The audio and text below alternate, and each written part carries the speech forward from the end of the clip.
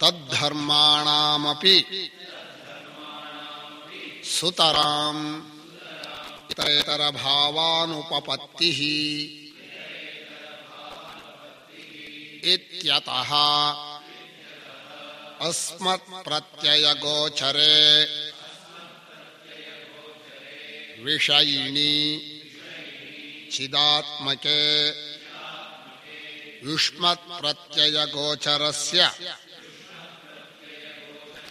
ವಿಷಯಸ್ಯ ತದ್ಧರ್ಮಾಣಾಂಚ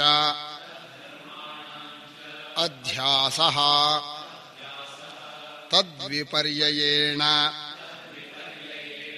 ವಿಷಯಿಣಃ ತದ್ಧರ್ಮಾಣಾಂಚ ವಿಷಯೇಧ್ಯಾಸಃ ಮಿಥ್ಯೇತಿ ಭವಿತುಂ ಯುಕ್ತಂ ತಥಾಪಿ ಅನ್ಯೋನ್ಯಸ್ಮಿನ್ ಅನ್ಯೋನ್ಯಾತ್ಮಕತಾಂ ಅನ್ಯೋನ್ಯಧರ್ಮಾಂಶ್ಚ ಅಧ್ಯಸ್ಯ ಇತರೇತರಾ ವಿವೇಕೇನ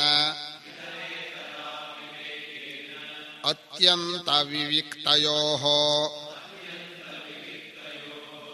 ಧರ್ಮಧರ್ಮಿಣೋಃ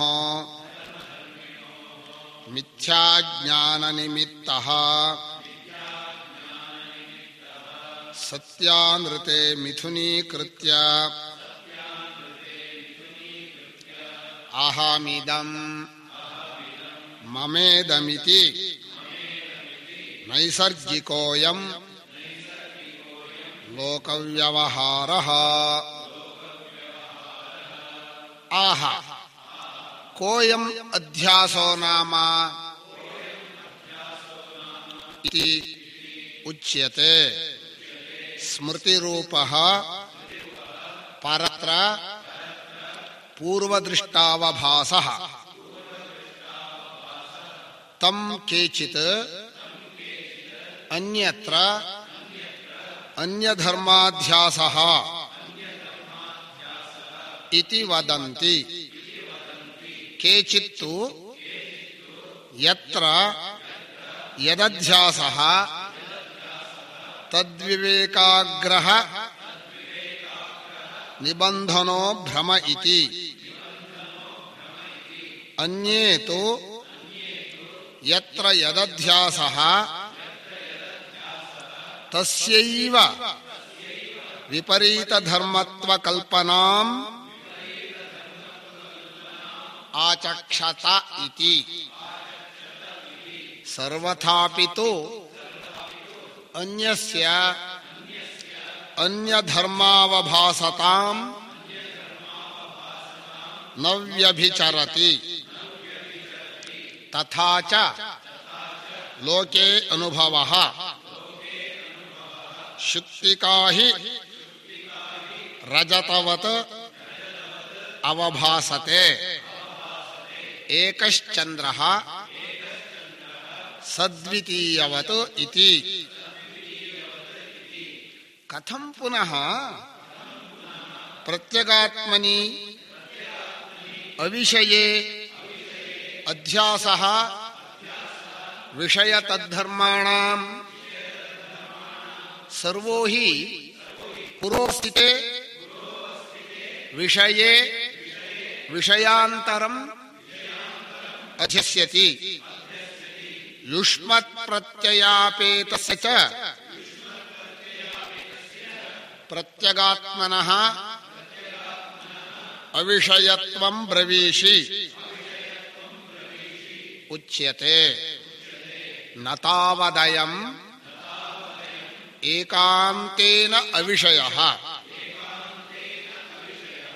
ಅಸ್ಮತ್ ಪ್ರತ್ಯಯ ವಿಷಯತ್ವಾತ್ ಅಪರೋಕ್ಷತ್ವಾಚ್ಚ ಪ್ರತ್ಯಗಾತ್ಮ ಪ್ರಸಿದ್ಧೇಃ ನ ಚಾಯಮಸ್ತಿ ನಿಯಮಃ ಪುರೋವಸ್ಥಿತ ಏವ ವಿಷಯೇ ವಿಷಯಾಂತರಂ ಅಧ್ಯಸಿತವ್ಯಂ ಇತಿ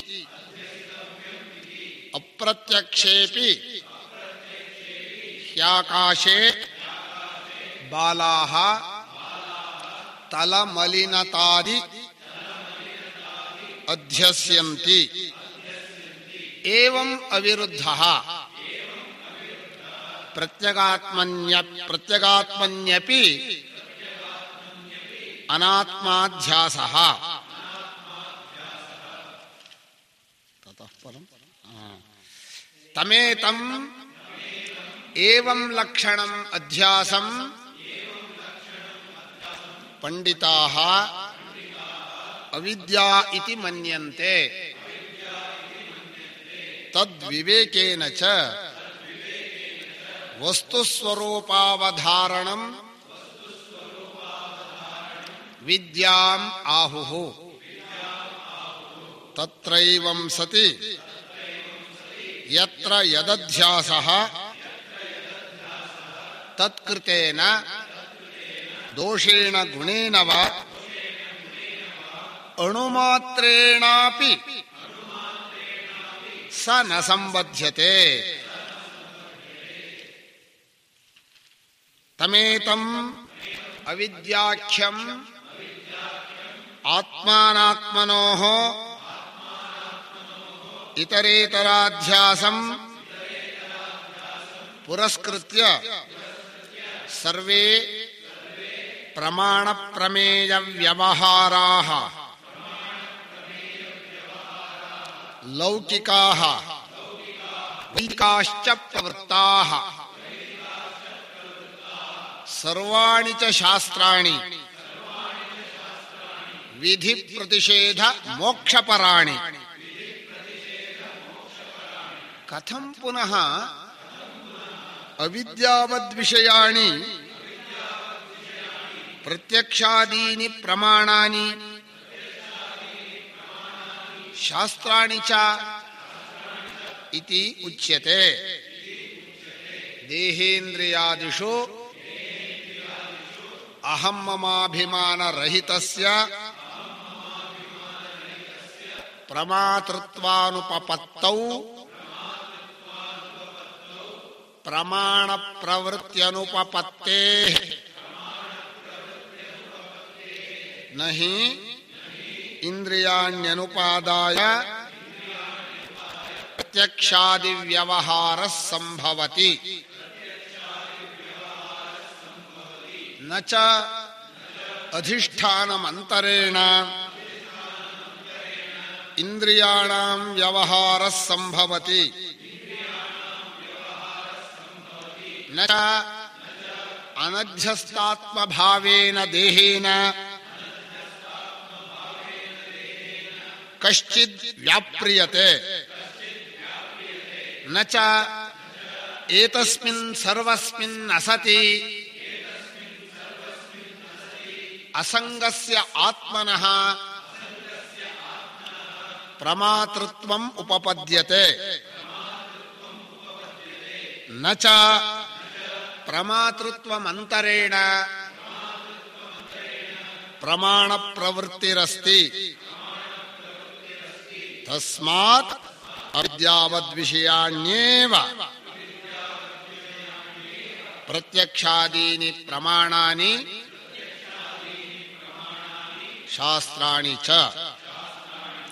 ಪಶ್ವಾದಿಭಿಶ್ಚ ವಿಶೇಷಾತ್. ಯಥಾ ಹಿ ಪಶ್ವಾದಯಃ ಶಬ್ದಾದಿಭಿಃ ಶ್ರೋತ್ರಾದೀನಾಂ ಸಂಬಂಧೇ ಸತಿ ಶಬ್ದಾದಿ ವಿಜ್ಞಾನೆ ಪ್ರತಿಕೂಲೆ ಜಾತೆ ತತೋ ನಿವರ್ತಂತೆ ಅನುಕೂಲೆ ಚ ಪ್ರವರ್ತಂತೆ. ಯಥಾ ದಂಡೋದ್ಯತಕರಂ ಪುರುಷಂ ಅಭಿಮುಖಮುಪಲಭ್ಯ ಮಾಂ ಹಂತುಂ ಅಯಂ ಇಚ್ಛತೀತಿ ಪಲಾಯಿತುಂ ಆರಭಂತೆ ಹರಿತ ತೃಣ ಪೂರ್ಣಪಾಣಿಂ ಉಪಲಭ್ಯ ತಂ ಪ್ರತಿ ಅಭಿಮುಖೀ ಭವಂತಿ. ಏವಂ ಪುರುಷಾ ಅಪಿ ವ್ಯುತ್ಪನ್ನಚಿತ್ತಾಃ ಕ್ರೂರದೃಷ್ಟೀನ್ ಆಕ್ರೋಶತಃ ಖಡ್ಗೋದ್ಯತಕರಾನ್ ಬಲವತಃ ಉಪಲಭ್ಯ ತತೋ ನಿವರ್ತಂತೆ. ತದ್ವಿಪರೀತಾನ್ ಪ್ರತಿ ಪ್ರವರ್ತಂತೆ. ಅತಃ ಸಮಾನಃ ಪಶ್ವಾದಿಭಿಃ ಪುರುಷಾಣಾಂ ಪ್ರಮಾಣ ಪ್ರಮೇಯ ವ್ಯವಹಾರಃ. ಪಶ್ವಾದೀನಾಂಚ ಪ್ರಸಿದ್ಧಃ ಅವಿವೇಕ ಪುರಸ್ಸರಃ ಪ್ರತ್ಯಕ್ಷಾದಿ ವ್ಯವಹಾರಃ.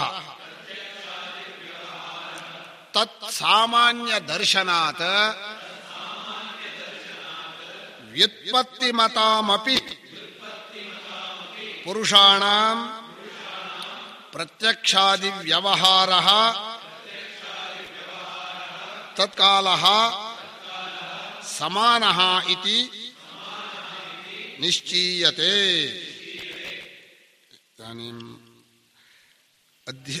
ಅಧ್ಯಾಸೋ ನಾಮ ಶಾಸ್ತ್ರೀಯೇ ತು ವ್ಯವಹಾರೇ ಯದ್ಯಪಿ ಬುದ್ಧಿಪೂರ್ವಕಾರಿ ನ ಅವಿದಿತ್ವಾ ಆತ್ಮನಃ ಪರಲೋಕ ಸಂಬಂಧಂ ಅಧಿಕ್ರಿಯತೆ. ತಥಾಪಿ ನ ವೇದಾಂತ ವೇದ್ಯಂ ಅಶನಾಯಾದ್ಯತೀತಂ ಅಪೇತ ಬ್ರಹ್ಮಕ್ಷತ್ರಾದಿಭೇದಂ ಅಸಂಸಾರಿ ಆತ್ಮತತ್ವಂ ಅಧಿಕಾರೇ ಅಪೇಕ್ಷ್ಯತೆ. ಅನುಪಯೋಗಾತ್ ಅಧಿಕಾರ ವಿರೋಧಾಚ್ಚ ಪ್ರಾಕ್ಚ ತಥಾಭೂತಾತ್ಮ ವಿಜ್ಞಾನಾತ್ ಪ್ರವರ್ತಮಾನಂ ಶಾಸ್ತ್ರಂ ಅವಿದ್ಯಾವದ್ವಿಷಯಂ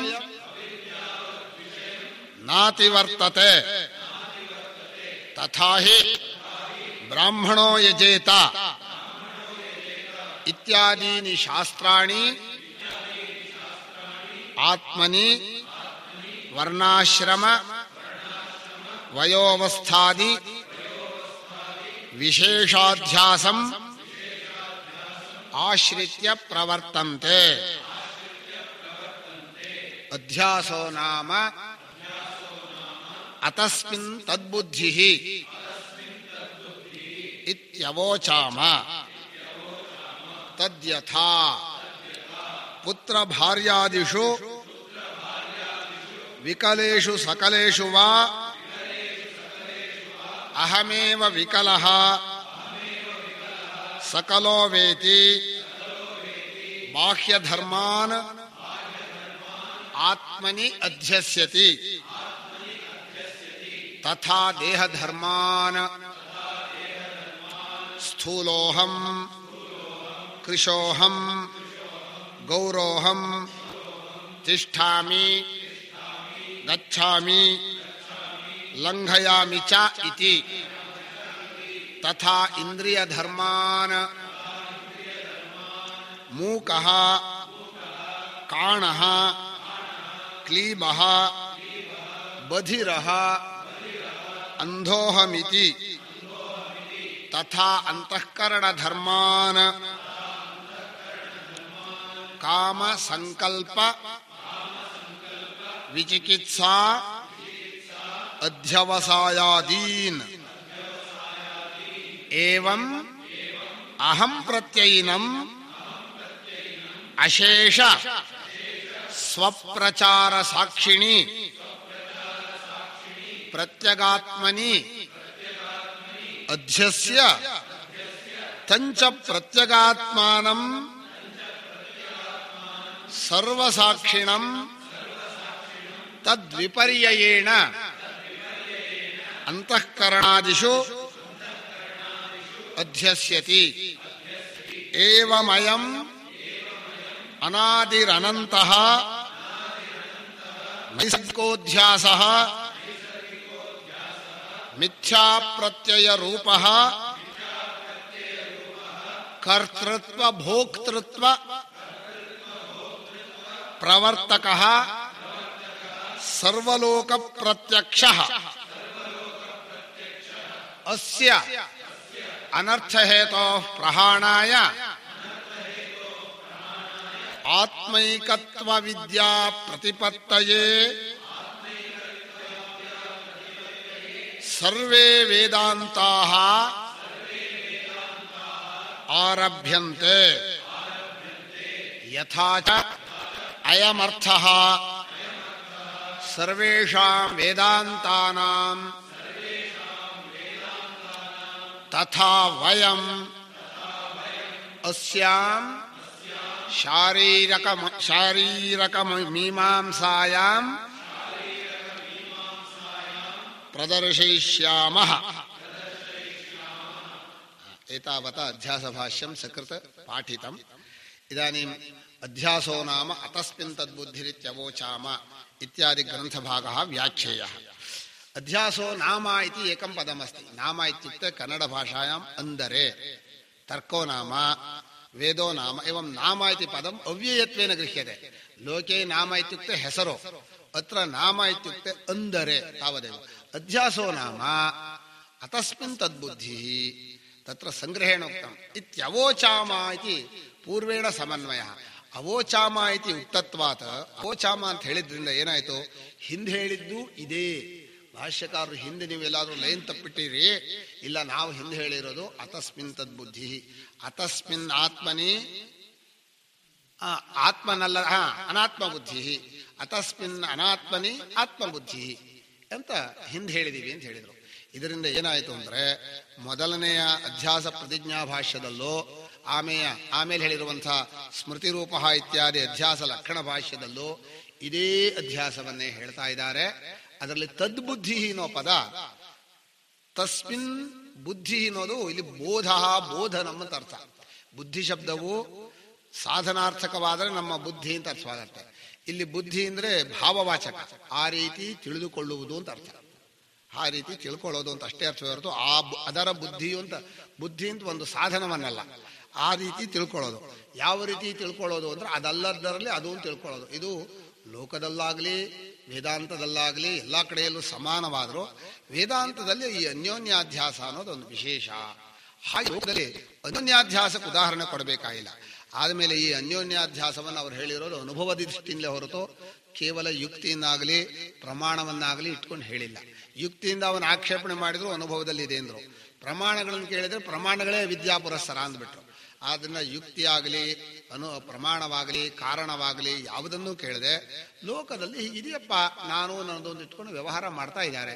ನಾನು ನನ್ನದೊಂದು ಇಟ್ಕೊಳ್ಬೇಕಾದ್ರೆ ನಿಜವಾದ ನಮ್ಮ ಸ್ವರೂಪವನ್ನು ದೇಹಾದಿಗಳ ಸ್ವರೂಪವನ್ನು ತನ್ನಲ್ಲೂ ತಪ್ಪಾಗಿ ತಿಳ್ಕೊಂಡು ವ್ಯವಹಾರ ಮಾಡ್ತಾ ಇದ್ದಾರೆ ಅಂತ ಹೇಳ್ಬಿಟ್ರು. ಈ ಪದ ಇದೆಯಲ್ಲ ಅಧ್ಯಾಸ ಅನ್ನೋ ಪದ, ಇದರ ಒಂದು ವ್ಯಾಖ್ಯಾನ ಮಾಡುವಾಗ ಇದೊಂದು ಕ್ರಿಯೆಯೇ ಅಂತ ಕೇಳಿದ್ರು. ಕ್ರಿಯೆ ಅಂತ ಹೇಳೋಕೆ ಬರಲ್ಲ, ಯಾಕೆಂದ್ರೆ ಕ್ರಿಯೆ ಅಂದ್ರೆ ಕಾಲದಲ್ಲಿ ಆಗ್ಬೇಕು. ಇದು ಅಧ್ಯಾಸ ಕಾಲಕ್ಕೆ ಮೊದಲು ಆಗಿ ಆಮೇಲೆ ಕಾಲ ಅನ್ನೋ ಕಲ್ಪನೆ ಬರುತ್ತೆ. ಈ ಕಾಲ ಅನ್ನೋದು ಕ್ರಿಯೆಯನ್ನು ಅಳತೆ ಮಾಡೋಕ್ಕೋಸ್ಕರ ಬಂದ ಒಂದು ಕಲ್ಪಿತ ವಸ್ತು. ಇದಲ್ಲ ಕ್ರಿಯೆ ಅನ್ನೋದು ಹಾಗೆ. ಅದೇನಾಗ್ಬಿಟ್ಟೆ ಅಂದ್ರೆ ಎಲ್ಲವೂ ಕಲ್ಪಿತ ವಸ್ತುಗಳಾದ್ರೂ ಒಂದಕ್ಕೊಂದು ಆಶ್ರಯಿಸಿ ಇಲ್ಲಿಂದ ಅಲ್ಲಿಗೆ ಹೋಗೋದಕ್ಕೆ ಎಷ್ಟು ಕಾಲ ಬೇಕೋ, ಇಲ್ಲಿಂದ ಅಲ್ಲಿ ಹೋಗೋದಕ್ಕೆ ಎಷ್ಟು ದೂರ ಇದೆ, ಈ ದೂರ ಅನ್ನೋದು ದೇಶ, ಕಾಲ ಅನ್ನೋದು ಆ ಕ್ರಿಯೆಯನ್ನು ಅಳೆಯುವ ಸಾಧನ. ಆ ಕ್ರಿಯೆಯನ್ನ ದೇಶವನ್ನ ನಾವು ಕಾಲವನ್ನು ದೇಶವನ್ನು ಗುರುತಿಸಬೇಕಾದ್ರೆ ಕ್ರಿಯೆ ಬೇಕು.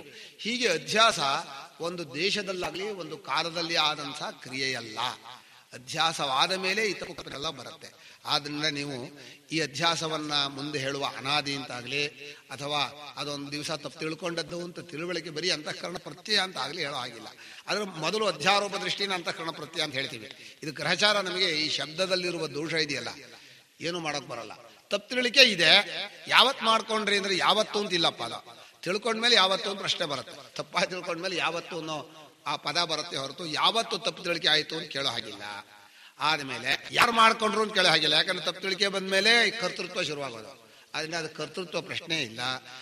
ಏನು ಹೇಗೆ ಇದೇನೋದು ಹೇಗೆ ಗೊತ್ತು ಅಂತ ಕೇಳೋ ಹಾಗಿಲ್ಲ. ಆ ಪ್ರಮಾಣಗಳ ಅಸ್ತಿತ್ವ ಬುದ್ಧಿಯೇ ತಪ್ಪು ತಿಳಿಕೆಯಿಂದ ಬಂದಿದೆ. ಹೀಗಾಗಿ ತಪ್ಪು ತಿಳುವಳಿಕೆಯ ಬಗ್ಗೆ ನೀವು ಪ್ರಮಾಣವನ್ನಾಗ್ಲಿ, ಕಾರಣವನ್ನಾಗ್ಲಿ, ಕಾಲವನ್ನಾಗ್ಲಿ ಏನು ಕೇಳಿದ್ರು ಅದು ಬಹಳ ಹಿಂದಿದೆ. ಅಂದ್ರೆ ಮೊದಲು ತಪ್ಪು ತಿಳಿಕೆ ಆಗ್ಬಿಟ್ಟಿದೆ. ಪ್ರತ್ಯಯ ಅಂತ ಹೇಳಕ್ ಬರಲ್ಲ. ಪ್ರತ್ಯಯ ಅಂದ್ರೆ ಒಂದು ಅಂತಃಕರಣದ ಒಂದು ಕಾಲಿಕ ವೃತ್ತಿ ಅಂತ ಹೇಳಕ್ ಬರಲ್ಲ. ಆದ್ರೆ ಬಹಳ ನಿರೂಪಣೆ ಮಾಡೋದಕ್ಕೆ ಕೇವಲ ಅನುಭವವನ್ನು ಇಟ್ಕೊಂಡು ಅವರು ಸಾಧನೆ ಮಾಡ್ತಾ ಬಂದರು. ಈಗ ಹೇಳ್ತಾರೆ ಈ ತಪ್ಪು ತಿಳುವಳಿಕೆಯ ಪ್ರಕಾರವನ್ನು ಹೇಳ್ತೇನೆ ಅಂದ್ರು. ಈ ಪ್ರಕಾರವನ್ನು ಹೇಳ್ತೇನೆ, ಅನುಭವವನ್ನೇ ತಪ್ಪು ತಿಳುವಳಿಕೆಯ ಅನುಭವದ ಪ್ರಕಾರ ಯಾವ್ಯಾವ ತರ ವ್ಯವಹಾರದಲ್ಲಿ ಕಾಣಿಸ್ತಾ ಇದೆ. ತಪ್ಪು ತಿಳುವಳಿಕೆ ಇದ್ದದ್ದು ವ್ಯವಹಾರದಲ್ಲಿ ಹೇಗಾಗಿ ಕಾಣಿಸುತ್ತೆ ಅನ್ನೋದನ್ನ ತಪ್ಪು ತಿಳುವಳಿಕೆಯ ಪ್ರಕಾರಗಳು ಅಂದ್ರು. ನಿಜವಾಗಿ ಇದನ್ನ ಜ್ಞಾನಿಗಳೇ ವರ್ಣನೆ ಮಾಡಬೇಕು. ಶಂಕರರು ಶಾಸ್ತ್ರವು ಹೇಳಬೇಕೆ ಹೊರತು ನಮಗೆ ನಮ್ಮ ಸರಿಯಾದ ತಿಳುವಳಿಕೆಯನ್ನು ಇಟ್ಕೊಂಡಾಗ ಒಬ್ರಿಗೊಬ್ರಿಗೆ ಹೇಳುವಾಗ ಹಾಗೆ ಹೇಳ್ತಾ ಇರ್ತಾರೆ. ಅವ್ರ ಮನೆ ಕಷ್ಟ ಎಲ್ಲ ಕೇಳ್ತಾ ಇರ್ತೀನಿ ನಾನು, ಅದು ನಿಜ ಅಂತೂ ಹೇಳ್ತಾ ಇರ್ತಾರೆ. ಇಲ್ಲಿ ಹೇಳ್ತಾ ಇದ್ದಾರೆ ಬಾಹ್ಯ ಧರ್ಮಾನ್ ಆತ್ಮನ್ಯಧ್ಯಸ್ಯತಿ ಶುರು ಮಾಡ್ತಾರೆ. ನೀನು ಹೊರಗಿನ ಧರ್ಮವನ್ನ ನಿನ್ನ ಮೇಲೆ ಹಾಕೊಂಡಿದೀಯಾ, ನಿನ್ ಚಿಂತೆ ದೇಹವೇ ನಿಂಗೆ ಸಂಬಂಧಪಡದೆ ಇದ್ಮೇಲೆ ನಿನ್ನ ದೇಹಕ್ಕೆ ಸಂಬಂಧಪಟ್ಟವ್ರು ಎಲ್ಲಿಂದ ಸಂಬಂಧಪಡ್ತಾರೆ. ಆದ್ರೆ ಮನುಷ್ಯನಿಗೆ ಅದನ್ನ ಬಿಡಕ್ಕಾಗಲ್ಲ. ನಾವು ಹೇಳ್ಬೋದು. ಈ ಮೊದಲನೇ ವಾಕ್ಯ ಇದೆಯಲ್ಲ, ತದ್ಯಥ ಅಂತ ಶುರು ಮಾಡಿ ಆ ಅಧ್ಯಾಸದ ಪ್ರಕಾರಗಳು ಹೇಗೆ ಅಂದ್ರೆ, ಪುತ್ರ ಭಾರ್ಯಾದಿಷು ವಿಕಲೇಶು ಸಕಲೇಶು ವಾ ಅಹಮೇವ ವಿಕಲ ಸಕಲೋ ವೇತಿ ಬಾಹ್ಯ ಧರ್ಮಾನ್ ಆತ್ಮನಿ ಅಧ್ಯಸ್ಯತಿ ಅಂತಿದೆ. ಈ ವಾಕ್ಯ ಎಷ್ಟು ಸರಳ ಸುಂದರ ಅಂದ್ರೆ, ಅದು ಹೇಗಪ್ಪ ಅಂದ್ರೆ, ಮಕ್ಕಳು ಹೆಂಡತಿ ಅಂತ ಹೇಳಿದ್ರು. ಮಕ್ಕಳು ಅನ್ನೋದು ತುಂಬಾ ಹತ್ತಿರವಾದನ್ನ ಮಕ್ಕಳನ್ನು ಶುರು ಮಾಡಿದ್ದಾರೆ. ಯಾಕಂದ್ರೆ ಪುತ್ರೋಹಿ ಹೃದಯ ಅಂತ ಶ್ರುತಿ ಹೇಳುತ್ತೆ. ಹೃದಯಾದ ಅಧಿಜಾಯಸೆ. ಮಗ ಅಂದ್ರೆ ಬೇರೆ ಅಲ್ಲ, ತಾನು ಅಂದ್ರೆ ಬೇರೆ ಅಲ್ಲ. ದಶರಥ ತೋರಿಸ್ಬಿಟ್ಟ, ಮಗ ಹೋದ ಅಂದ್ರೆ ಪ್ರಾಣ ಹೋಯ್ತು ಅಲ್ಲ. ಅಂದ್ರೆ ನಿಜವಾಗಿಯೂ ಹಾಗೆ ಹೋಗೇ ಬಿಡ್ತಾವ. ಅದು ಶಾಪ ಅನ್ನೋ ವಿಷಯ ಬೇರೆ, ಏನಾದ್ರೂ ಆಗ್ಲಿ ಅಷ್ಟು ಪ್ರೇಮ ಇದ್ರೆ ಅದು ಆ ರೀತಿ ಆಗತ್ತೆ. ಅದು ಸರಿ ತಪ್ಪು ಅನ್ನೋ ವಿಷಯ ಬೇರೆ. ಆದ್ರೆ ಲೋಕದಲ್ಲಿ ಅಭಿಮಾನ ಬರ್ತಾ ಇದೆ ಅಂತ ಹೇಳಿದ್ರೆ, ಅಭಿಮಾನ ಮಾಡ್ಕೋಬೇಕು ಬಿಡಬೇಕು ಅನ್ನೋ ವಿಷಯವನ್ನು ಮುಂದೆ ನಾವು ಚರ್ಚೆ ಮಾಡಬೇಕು. ಸದ್ಯಕ್ಕೆ ಪುತ್ರದಲ್ಲೂ ಪತ್ನಿಯಲ್ಲೋ ಹಾಗೆ ಆದಿಶಬ್ದದಿಂದ ಉಳಿದ ಬಂಧುಗಳಲ್ಲೋ ಕ್ಷೇತ್ರ ವಿತ್ತಾದಿಗಳಲ್ಲೋ ಅಷ್ಟೇ ಅಲ್ಲ. ನಮ್ಗೆ ತುಂಬಾ ಆಶ್ಚರ್ಯ ಅಂದ್ರೆ, ನಾವು ಇದನ್ನು ತಪ್ಪಿಸ್ಕೋಬೇಕು ಅಂತ ಕಾಶಿಗೆ ಹೋದ್ರೆ ಅಲ್ಲಿ ಯಾರೋ ನಮ್ಮವ್ರಾಗ್ತಾರೆ. ನಮ್ಮವ್ರು ತಮಾಷೆ ಮಾಡಿದ್ರು, ನೋಡ್ರಿ ನಮ್ಮ ಮಕ್ಕಳನ್ನ ನಾವು ಎತ್ಕೊಂಡ್ರು ಪರವಾಗಿಲ್ಲ, ಇಲ್ಲಿ ಹೋದ್ರೆ ಯಾರ್ಯಾರ್ದೋ ಮಕ್ಕಳು ನೀವು ಅಭಿಮಾನ ಪಟ್ಕೋತೀರಿ ಅಂದ್ರೆ ಅವ್ರು ಹೇಳೋದು, ನಿನ್ ಮದುವೆ ಆಗೋ ಮಕ್ಕಳನ್ನ ಮಾಡ್ಕೊ, ನಿನ್ ಮಕ್ಕಳಾದ್ರೂ ಬಿಡಿಸೋ. ಇಲ್ಲಿ ಹೋದ್ರೆ ಯಾರ್ದೋ ಮನೆ ಮಕ್ಕಳನ್ನ ಹೋಗಿ ನಮ್ಮ ಮಕ್ಕಳನ್ನ ಹಚ್ಕೊಂಡು ಒದ್ದಾಡ್ತೀಯಾ, ನಿಗೇನ್ ತಿಳುವಳಿಕೆ ಇಲ್ವಾ ಅಂದ್ರೆ ಮಕ್ಕಳನ್ನ ಹಚ್ಕೊಳ್ಳೋದೇ ಇರೋಕ್ ಆಗಲ್ಲ ಅಂತ. ಈಗ ಏನ್ ಪ್ರಶ್ನೆ ಬರುತ್ತೆ, ಬಾಹ್ಯ ಧರ್ಮಾನ್ ಆತ್ಮನ್ಯ ಅಧ್ಯಸ್ಯತೆ ಅಂದ್ರೆ ಮಗನಿಗೆ ಏನಾದ್ರೂ ಸಕಲವಾದರೆ, ಕಲಹ ಈ ಸಕಲ ಅನ್ನೋ ಶಬ್ದಕ್ಕೆ ತುಂಬಾ ಬರೋದು ಅಂತ. ಸಕಲ ಅಂದ್ರೆ ಪೂರ್ತಿ ಅಂತಾನೆ. ಕಲಾಭಿ ಸಹ ವರ್ತತೆ ಸಕಲ. ಮಗ ಸಕಲನಾದ, ಅದ್ರ ತುಂಬಾ ಐಶ್ವರ್ಯ ಬಂತು, ತುಂಬಾ ಒಳ್ಳೆ ಕೀರ್ತಿ ಬಂತು, ಭಾರಿ ಚೆನ್ನಾಗಿ ನಂಬರ್ ತಗೊಂಡ್ರು. ಅಯ್ಯೋ ನಮ್ಮವ್ರು ಇಷ್ಟು ನಂಬರ್ ತಗೊಂಡ್ರು, ನಮ್ಮವ್ರು ಇದು ಮಾಡಿದ್ರು ಅಂತ ಅದನ್ನ ನಾನೇ ಮಗನೇ ನಾನು. ಇದನ್ನು ಮುಂದೆ ಸಮನ್ವಯ ಸೂತ್ರದಲ್ಲಿ ಗೌಣಾತ್ಮ ಅಂತ ಕರೆದಿದ್ದಾರೆ. ಯಾರನ್ನ? ಮಗ, ಹೆಂಡತಿ, ಇವುಗಳಲ್ಲಿರುವಂತಹ ಅಭಿಮಾನವನ್ನ ಗೌಣಾತ್ಮ ಅಂತ ಕರೆದಿದ್ದಾರೆ. ಆದ್ರೆ ನಿಜವಾಗಿ ಹೇಳೋದು ಅದು ಮಿಥ್ಯಾತ್ಮವೇ. ಈಗ ಮಗನಿಗೆ ಮಗನಿಗೆ ಆದ ದುಃಖ ತನ್ನ ದುಃಖ ಅಂದ್ರೆ ನಾನೇ ಮಗನೇ ನಾನು ತಿಳ್ಕೊಂತಾನೆ ಬರುತ್ತೆ. ಅದು ಒಂದು ತಪ್ಪು ತಿಳುವಳಿಕೆಯೇ. ಇದು ಯಾಕೆ ಹೀಗಾಗತ್ತೆ ಅಂದ್ರೆ, ನಮ್ಮ ಅಂತಃಕರಣ ಇದೆಯಲ್ಲ ಅದರಲ್ಲಿ ನಾನು ಅಂತ ಒಂದು ಬಂದಿತ್ತಲ್ಲ, ನಾನು ಅನ್ನೋದು ಒಂದು ತಿಳುವಳಿಕೆ. ಆ ನಾನು ಅನ್ನೋದು ಅಂತಃಕರಣ ಬಂದ ಕೂಡಲೇ ಪ್ರಪಂಚವನ್ನು ನೋಡಬೇಕು ಅಂತ ಹೊರಡುತ್ತೆ. ಆಸೆ ಪಟ್ಟಿರೋದು ಅಂತಃಕರಣ. ಯಾವ ವಸ್ತುವನ್ನು ನೋಡೋಕ್ ಹೋಗತ್ತೋ ಆ ವಸ್ತುವಿನ ಆಕಾರವನ್ನ ತಾಳ್ಬಿಡುತ್ತೆ. ನೋಡೋಕ್ ಹೋಗದಂತ ಅಂತಃಕರಣ ನೋಡುವ ವಸ್ತುವಿನ ವಿಷಯಾಕಾರವಾಗಿ ಕೂತ್ಕೊಂಡ್ಬಿಡುತ್ತೆ. ನೋಡೋನ್ ಸಾಕ್ಷಿ, ಕೇವಲ ಚೈತನ್ಯ ರೂಪನಾದ ಸಾಕ್ಷಿ, ಅವನಿಗೆ ನಾನು ಅನ್ನೋದಿಲ್ಲ. ಆಮೇಲೆ ನೋಡಿಸ್ಕೊಂಡ ಮನಸ್ಸು ಮತ್ತು ಒಳಗಡೆ ಬಂದು ನಾನು ನೋಡಿದೆ ಅಂತ ಹೇಳುತ್ತೆ. ಇದು ಎಷ್ಟು ವಿರುದ್ಧವಾದ್ದು ಅಂದ್ರೆ, ಪ್ರತಿ ಅನುಭವದಲ್ಲೂ ಅದನ್ನ ಪ್ರತಿಬೋಧ ವಿದಿತಂ ಮತಂ ಅಂತ ಕೇನೋಪನಿಷತ್ತು ಹೇಳ್ತಾರಲ್ಲ, ಪ್ರತಿಯೊಂದು ಅರಿವಿನಲ್ಲೂ ನೀವು ಯಾವ ವಿಷಯ ನೋಡ್ತೀರೋ ಆ ವಿಷಯದ ಆಕಾರವಾಗಿ ನಿಮ್ಮ ಮನಸ್ಸೇ ಆಗೋದು. ಅದಕ್ಕೆ ನಾವು ಸಾಧನೆ ಮಾಡುವಾಗ ಹೊರಗಿನ ವಿಷಯಗಳನ್ನು ಹಚ್ಕೋಬೇಡ, ನೀನೇ ಆ ವಿಷಯ ಆಗ್ಬಿಡ್ತೀಯಾ, ನೀನೇ ಅದ್ರಲ್ಲಿ ಮುಳುಗ್ಬಿಡ್ತೀಯಾ. ಇದು ಸಾಮಾನ್ಯ ಒಂದು ವಿಷಯ ನೋಡಿದ್ರೆ ಅದ್ರಲ್ಲಿ ಮುಳುಗ್ತೀವಿ ಅಂತ ಹೇಳ್ತೀವಿ. ಇನ್ನು ಪ್ರೀತಿಸಿ ಮುಳುಗಿಬಿಟ್ರೆ ಅದೇ ಆಗ್ಬಿಡ್ತೀವಿ. ಆಮೇಲೆ ತುಂಬಾ ದಿವಸ ಪ್ರೀತಿಸ್ಬಿಟ್ರೆ ಅಭಿಮಾನ ಬರುತ್ತೆ. ನಾನು ಹೇಗೆ ಹೇಳ್ಬೋದು ಅಂದ್ರೆ, ಮೊದಲು ಕುತೂಹಲ ಅಂತ ಇರುತ್ತೆ ಮನುಷ್ಯನಿಗೆ, ಅತ್ತಾನೆ ಪ್ರಪಂಚದ ಕಡೆ ಹೋಗೋದು. ಪರಮಹಂಸರು ಹೇಳ್ತಾ ಇದ್ರು, ಕುತೂಹಲ ಹೋದ ದಿವಸ ನಿಮ್ಗೆ ಜ್ಞಾನ ಆಗತ್ತೆ ಅಂತ ಇದ್ರು ಅಂತ. ಅಂದ್ರೆ ಪ್ರಪಂಚದ ವಸ್ತುವಿನ ಬಗ್ಗೆ ಚಿಂತನೆ ಮಾಡಬಾರದು ಅಂತ. ಯಾವಾಗ ಕುತೂಹಲ ಇರುತ್ತೋ ಅವನು ಬಹಿರ್ಮುಖನಾಗ್ತಾನೆ. ಕುತೂಹಲ ಆದ್ಮೇಲೆ ನೋಡಿದ ಕೂಡಲೇ ಆಸಕ್ತಿ ಬರುತ್ತೆ. ಆಸಕ್ತಿ ಬಂದ್ಮೇಲೆ ಅದರಲ್ಲಿ ಪ್ರೀತಿ ಬರುತ್ತೆ. ಪ್ರೀತಿ ಬಂದ್ಮೇಲೆ ಏನಾಗತ್ತೆ, ಅಭಿಮಾನ ಬರುತ್ತೆ. ಅಭಿಮಾನ ಬಂದ್ರು ಇದೆ ಅಧ್ಯಾಸವೇ ಅದು. ಅದು ಈ ದೇಹೇಂದ್ರಿಯಗಳಲ್ಲಿರೋ ನಾನೇ ಮಾಡೋ ಕೆಲಸ ಇದು ಒಂದೇ. ಇದು ಒಂದ್ ಕಡೆ ಹೋಗುತ್ತೆ, ಅದು ನೋಡು ಏನು ನೋಡು ಅಂತ ತಿಳ್ಕೊಳ್ಳುತ್ತೆ. ತಿಳ್ಕೊಂಡ್ಮೇಲೆ ಅದ್ರಲ್ಲಿ ಏನೋ ಒಂದು ಆಸಕ್ತಿ ಬರುತ್ತೆ. ಆಸಕ್ತಿ ಬಂದ್ಮೇಲೆ ಅಭಿಮಾನ ಬರುತ್ತೆ. ಅಭಿಮಾನ ಬಂದ್ಮೇಲೆ ಅದನ್ನು ಹಚ್ಕೊಂಡು ಕೂತ್ಕೊಂಡ್ಬಿಡ್ತಾನೆ. ಇದು ಬಾಹ್ಯ ಈ ಅಂತಃಕರಣವು ತಾನು ಅಪೇಕ್ಷೆ ಪಟ್ಟು ವಿಷಯವನ್ನು ನೋಡಬೇಕು ಅಂತ ಹೋಗಿ ಆ ವಿಷಯಾಕಾರವನ್ನ ತಾಳಿ, ವಿಷಯಾಕಾರವನ್ನ ತಾಳಿದ ಮನಸ್ಸನ್ನು ನಾವೇ ನೋಡ್ತಾ ಇರೋದು. ಇದು ಹೇಗೆ ಗೊತ್ತಾಗತ್ತೆ ನಿಮ್ಗೆ ದೃಷ್ಟಾಂತ ಕೇಳಬೇಕಾದ್ರೆ, ಕನಸಲ್ಲಿ ನಾವು ಮನಸ್ಸನ್ನು ನೋಡಿರ್ತೀವಿ, ಆದ್ರೆ ಕನಸಲ್ಲಿದ್ದಾಗ ಮನಸ್ಸು ನೋಡಿರ್ತೀವಿ ಅಂತ ಗೊತ್ತಾಗಲ್ಲ. ಎಚ್ಚರಕ್ಕೆ ಬಂದ್ಮೇಲೆ ಏನ್ ಹೇಳ್ತೀವಿ, ಬರೀ ನಮ್ಮ ಮನಸ್ಸಿನ ರೂಪನೇ ನಾವು ನೋಡಿದೀವಿ ಅಂತ. ಕನಸಿನಲ್ಲಿ ಹಾಗೆ ಮನಸ್ಸಿನ ರೂಪವನ್ನೇ ನೋಡಿರ್ತೀವೋ, ಎಚ್ಚರದಲ್ಲೂ ನಮ್ಮ ಮನಸ್ಸಿನ ರೂಪವನ್ನೇ ನೋಡಿರೋದು. ಆದ್ರೆ ಇಲ್ಲ, ಅಲ್ಲಿ ವಸ್ತು ಇರುತ್ತೆ ಅಂತ ಒಂದು ನಮ್ಮ ನಂಬಿಕೆ. ಈಗ ನಾನು ಇಲ್ಲಿದ್ರು ನಮ್ಮ ಮತ್ತೂರಲ್ಲಿ ಇರುತ್ತೆ, ಈ ಜನ ಇಲ್ಲಿ ಬೇರೆ ನೋಡದೇ ಇರೋದೆಲ್ಲ ಇರತ್ತೆ. ಇದು ವ್ಯಾವಹಾರಿಕ ನಂಬಿಕೆ, ಅನುಭವವೇನಲ್ಲ. ಅದು ಆಗಿದೆ. ಹೀಗೆ ಯಾವ್ಯಾವುದನ್ನು ತಿಳ್ಕೊಳ್ತೀವೋ ಅದೇ ನಾನಾಗ್ಬಿಡ್ತೀವಿ ನಾವು. ಅದರಲ್ಲಿ ನಾನಾಗೋದು ತುಂಬಾ ಹೊತ್ತಿಲ್ಲ ಬಿಟ್ಟು ಬಿಡ್ತೀವಿ. ಇದು ನೋಡ್ತೀವಿ, ಇದು ನೋಡಿರೋದು ಯಾವ್ದು ಗೊತ್ತಾ, ನಿಮ್ಮ ಮನಸ್ಸೇ. ಅದಲ್ಲ, ನಮ್ಮ ಮನಸ್ಸನ್ನು ಇದು ಅಂತ ನೋಡಿ ಮತ್ತೆ ಇನ್ನೊಂದಕ್ಕೆ ನೋಡ್ತೀವಲ್ಲ, ಆದ್ಮೇಲೆ ಹೆಚ್ಚೊತ್ತು ಅಭಿಮಾನ ಇರಲ್ಲ. ಇಲ್ಲಾದ್ರೆ ಯಾವಾಗಲೂ ನಾನು ಅನ್ನೋದು ಕೂತ್ಕೊಂಡಿರುತ್ತೆ. ಹಾಗೆ ಮಕ್ಕಳಲ್ಲಿ ನಂದು ಅನ್ನೋ ಅಭಿಮಾನ ಜಾಸ್ತಿ ಇರುತ್ತೆ, ತುಂಬಾ ದಿವಸ ಮಾಡಿರೋದ್ರಿಂದ. ಅದು ತುಂಬಾ ಮಗ ಕೆಟ್ಟವನಾದ್ರೆ ಬಿಟ್ಟು ಬಿಡ್ತಾನೆ. ಮಗ ಏನಾದ್ರೂ ಇವನ್ನೇ ಬೈಯೋಕ್ ಶುರು ಮಾಡಿ, ಹೋಗ ನೀನ್ ಮಗ ಅಲ್ಲ ಹೋಗ ಅಂತ ಅನ್ಬಿಡ್ತಾನೆ. ಅದು ಎಂತ ನಮ್ಮ ಶಂಕರ್ ಹೇಳ್ತಾರಲ್ಲ, ಪುತ್ರಾದಪಿ ಧನಭಾಜಾಂ ಭೀತಿ ಸರ್ವತ್ರೈಷಾ ವಿಹಿತಾ ರೀತಿ ಅಂತ ಹೇಳ್ತಾರೆ. ಅಂದ್ರೆ ಮಕ್ಕಳು ಹಿಸ್ಸೆ ಕೇಳ್ತಾನೆ ಅಂದ್ರೆ ಮಗಳ ಮೇಲೆ ಕೋಪ. ಹಿಸ್ಸೆ ಅಂದ್ರೆ ದುಡ್ಡು. ಈಗ ಮಗ ಹೆಚ್ಚೋ ದುಡ್ಡು ಹೆಚ್ಚೋ, ನಿಮ್ಗೆ ಯಾವ್ದು ಬೇಕೋ ಆ ಮಗ ದುಡ್ಡು ಕೇಳ್ತಾನೆ. ದುಡ್ಡು ಹೆಚ್ಚಾದ್ರೆ ಮಗನ್ ಬಿಡ್ಬೇಕು, ಮಗ ಹೆಚ್ಚಾದ್ರೂ ದುಡ್ಡನ್ನು ಬಿಡ್ಬೇಕು, ಎರಡರಲ್ಲೂ ಒಂದನ್ನು ಬಿಡ್ಬೇಕು. ಹೀಗೆ ಮನುಷ್ಯನಿಗೆ ಬಾಹ್ಯ ವಿಷಯಗಳಲ್ಲಿ ಅಭಿಮಾನ ಇದೆ, ಅದನ್ನ ತನ್ನ ಮೇಲೆ ಹಾಕೋತಾನೆ, ಅಲ್ಲಿ ದುಃಖ ಪಡ್ತಾನೆ ಇರ್ತಾನೆ. ನೀವು ಇದರಲ್ಲಿ ಬಗ್ಗೆ ನೀವು ಯೋಚನೆ ಮಾಡೋದಾದ್ರೆ, ಈಗ ಒಂದು ಪ್ರಶ್ನೆ ಏನು ಬೀಳುತ್ತೆ, ಹೊರಗಿನ ವಿಷಯದಲ್ಲಿ ನಾವು ಅಭಿಮಾನವನ್ನು ಮಾಡಬೇಕು ಮಾಡಬಾರದು ಅಂತ ಒಂದು ಚರ್ಚೆ ತೆಗೆದ್ರೆ, ಬಾಹ್ಯ ಧರ್ಮಾನ ಅಧ್ಯಸ್ಯತೆ ಅಂತ ಹೇಳಿದ್ದಾರೆ, ಮಾಡ್ಕೋಬಾರ್ದು ಅಂತ. ಆದ್ರೆ ನೀವು ಮಾಡ್ಕೊಳ್ಳದೇನೆ ಹೋದ್ರೆ ಇಡೀ ಸಾಮಾಜಿಕ ವ್ಯವಸ್ಥೆ ಕೆಟ್ಟೋಗ್ಬಿಡುತ್ತೆ. ಅದು ನಟನೆ ಮಾಡಬೇಕು ಅಂದ್ರೆ ಮಾಡ್ಕೊಂಡ ಹಾಗಿರ್ಬೇಕು, ಇನ್ನೊಂದು ದೊಡ್ಡದನ್ನು ಮಾಡಬೇಕು. ನಾನು ಎಲ್ಲ ಉದಾಹರಣೆ ಹೇಳ್ತೀನಿ. ಒಂದು ಮಠ, ಆ ಮಠ ಅಂತ ಅಭಿಮಾನ ಇರಬೇಕು, ಅಭಿಮಾನ ಇರಬಾರ್ದು? ಅಭಿಮಾನ ಇರಬೇಕು ಅಲ್ಲ. ಅಭಿಮಾನ ಇರಬೇಕು ಅಂದ್ರೆ ಆ ಕೆಲಸ ಮಾಡೋಕ್ ತಕ್ಕಷ್ಟು ಅದು ವ್ಯವಸ್ಥೆ ನಡೆಯೋಷ್ಟು ಇರಬೇಕು. ಅಭಿಮಾನ ಅದ್ರಲ್ಲಿ ಏನೋ ಇದು ದುಃಖ ಕೊಡಬಾರ್ದಪ್ಪ. ನಿಮ್ಗೆ ದುಃಖ ಕೊಡ್ತು ಅಂದ್ರೆ ನಿಮ್ಮ ಅಭಿಮಾನ ವಿವೇಕವಿಲ್ಲದ ಅಭಿಮಾನ ಅಂತ. ಈಗ ಅಭಿಮಾನ ಅನ್ನೋದು ಅವಿವೇಕ ಪುರಸ್ಸರವಾದ್ರೂ ಅದರಲ್ಲೂ ಒಂದು ವಿವೇಕ ಇದೆ. ನಾವು ಬಿಟ್ಟು ಹೋಗ್ತೀವಿ, ಇದು ನಮ್ಗೆ ಸುಮ್ಮನೆ ನಮ್ಮ ಕರ್ತವ್ಯಕ್ಕೋಸ್ಕರ ನಮ್ದವ್ರು ಮಾಡ್ಕೊಂಡಿದ್ದು. ನಾವು ಮಾತ್ರ ನಾವೇ ನಾವು. ಯಾರನ್ನು ಹಚ್ಕೊಂಡ್ರೋ ಯಾವುದನ್ನು ಹಚ್ಕೊಂಡ್ರೋ ಅದು ಬಿಟ್ಟು ಹೋಗುವಂತಹ ವಸ್ತು. ಬಾಹ್ಯ ಧರ್ಮವನ್ನ ನೀವು ಅಭಿಮಾನ ಪಟ್ಕೊಳ್ಳುವಾಗ ಅಲ್ಲಿ ಒಂದು ವಿವೇಕ ಚೆನ್ನಾಗಿರ್ಬೇಕು. ನಾನು ಕೃಷ್ಣಾವತಾರದಲ್ಲೇ ಹೇಳೋದು, ಕೃಷ್ಣ ಎಷ್ಟು ಜನರನ್ನ ತನ್ನ ಜೀವನದಲ್ಲಿ ಪ್ರೀತಿಸಿದ್ರು ಅಷ್ಟನ್ನು ಬಿಟ್ಕೊಂಡು ಹೋದ. ಒಂದು ಸಲವೂ ಅಳ್ಳಿಲ್ಲ ಅವನು. ಅಯ್ಯೋ ಬಿಟ್ಟೋಕಲ್ಲ ಅಂತ ಹತ್ತದ್ದೇ ಇಲ್ಲ. ತನ್ನ ಪಾಡಿಗೆ ತನ್ನ ಕರ್ತವ್ಯದಲ್ಲಿ ಹೊರಟೋದ. ಯಾವ್ದು ಎಲ್ಲೆಲ್ಲಿ ಕರ್ತವ್ಯ ಆದ್ರೆ ನಮಗಾಗಲ್ಲ. ಒಂದು ಹಚ್ಕೊಂಡ್ ಬಿಟ್ರೆ ಅದನ್ನ ಬಿಟ್ಟು ಹೋಗಕ್ಕಾಗಲ್ಲ, ಜಗಳ ಆಗ್ಬಿಡತ್ತೆ.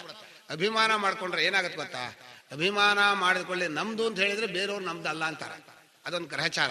ಈಗ ನಮ್ಮ ಕಾರ್ಯಾಲಯ ಅಂತ ನಾನು ಹೇಳ್ದೆ ಇಟ್ಕೊಳ್ಳಿ, ಓ ನಿಮ್ ಕಾರ್ಯಾಲಯ ಅಂದ್ರೆ ಹಾಗಾದ್ರೆ ನಮ್ದಲ್ಲ ಅಂತ ಅರ್ಥ ಅಂತ ತಿಳ್ಕೊತಾರೆ. ಹಾಗರ್ಥ ಅಲ್ಲ ಅದು.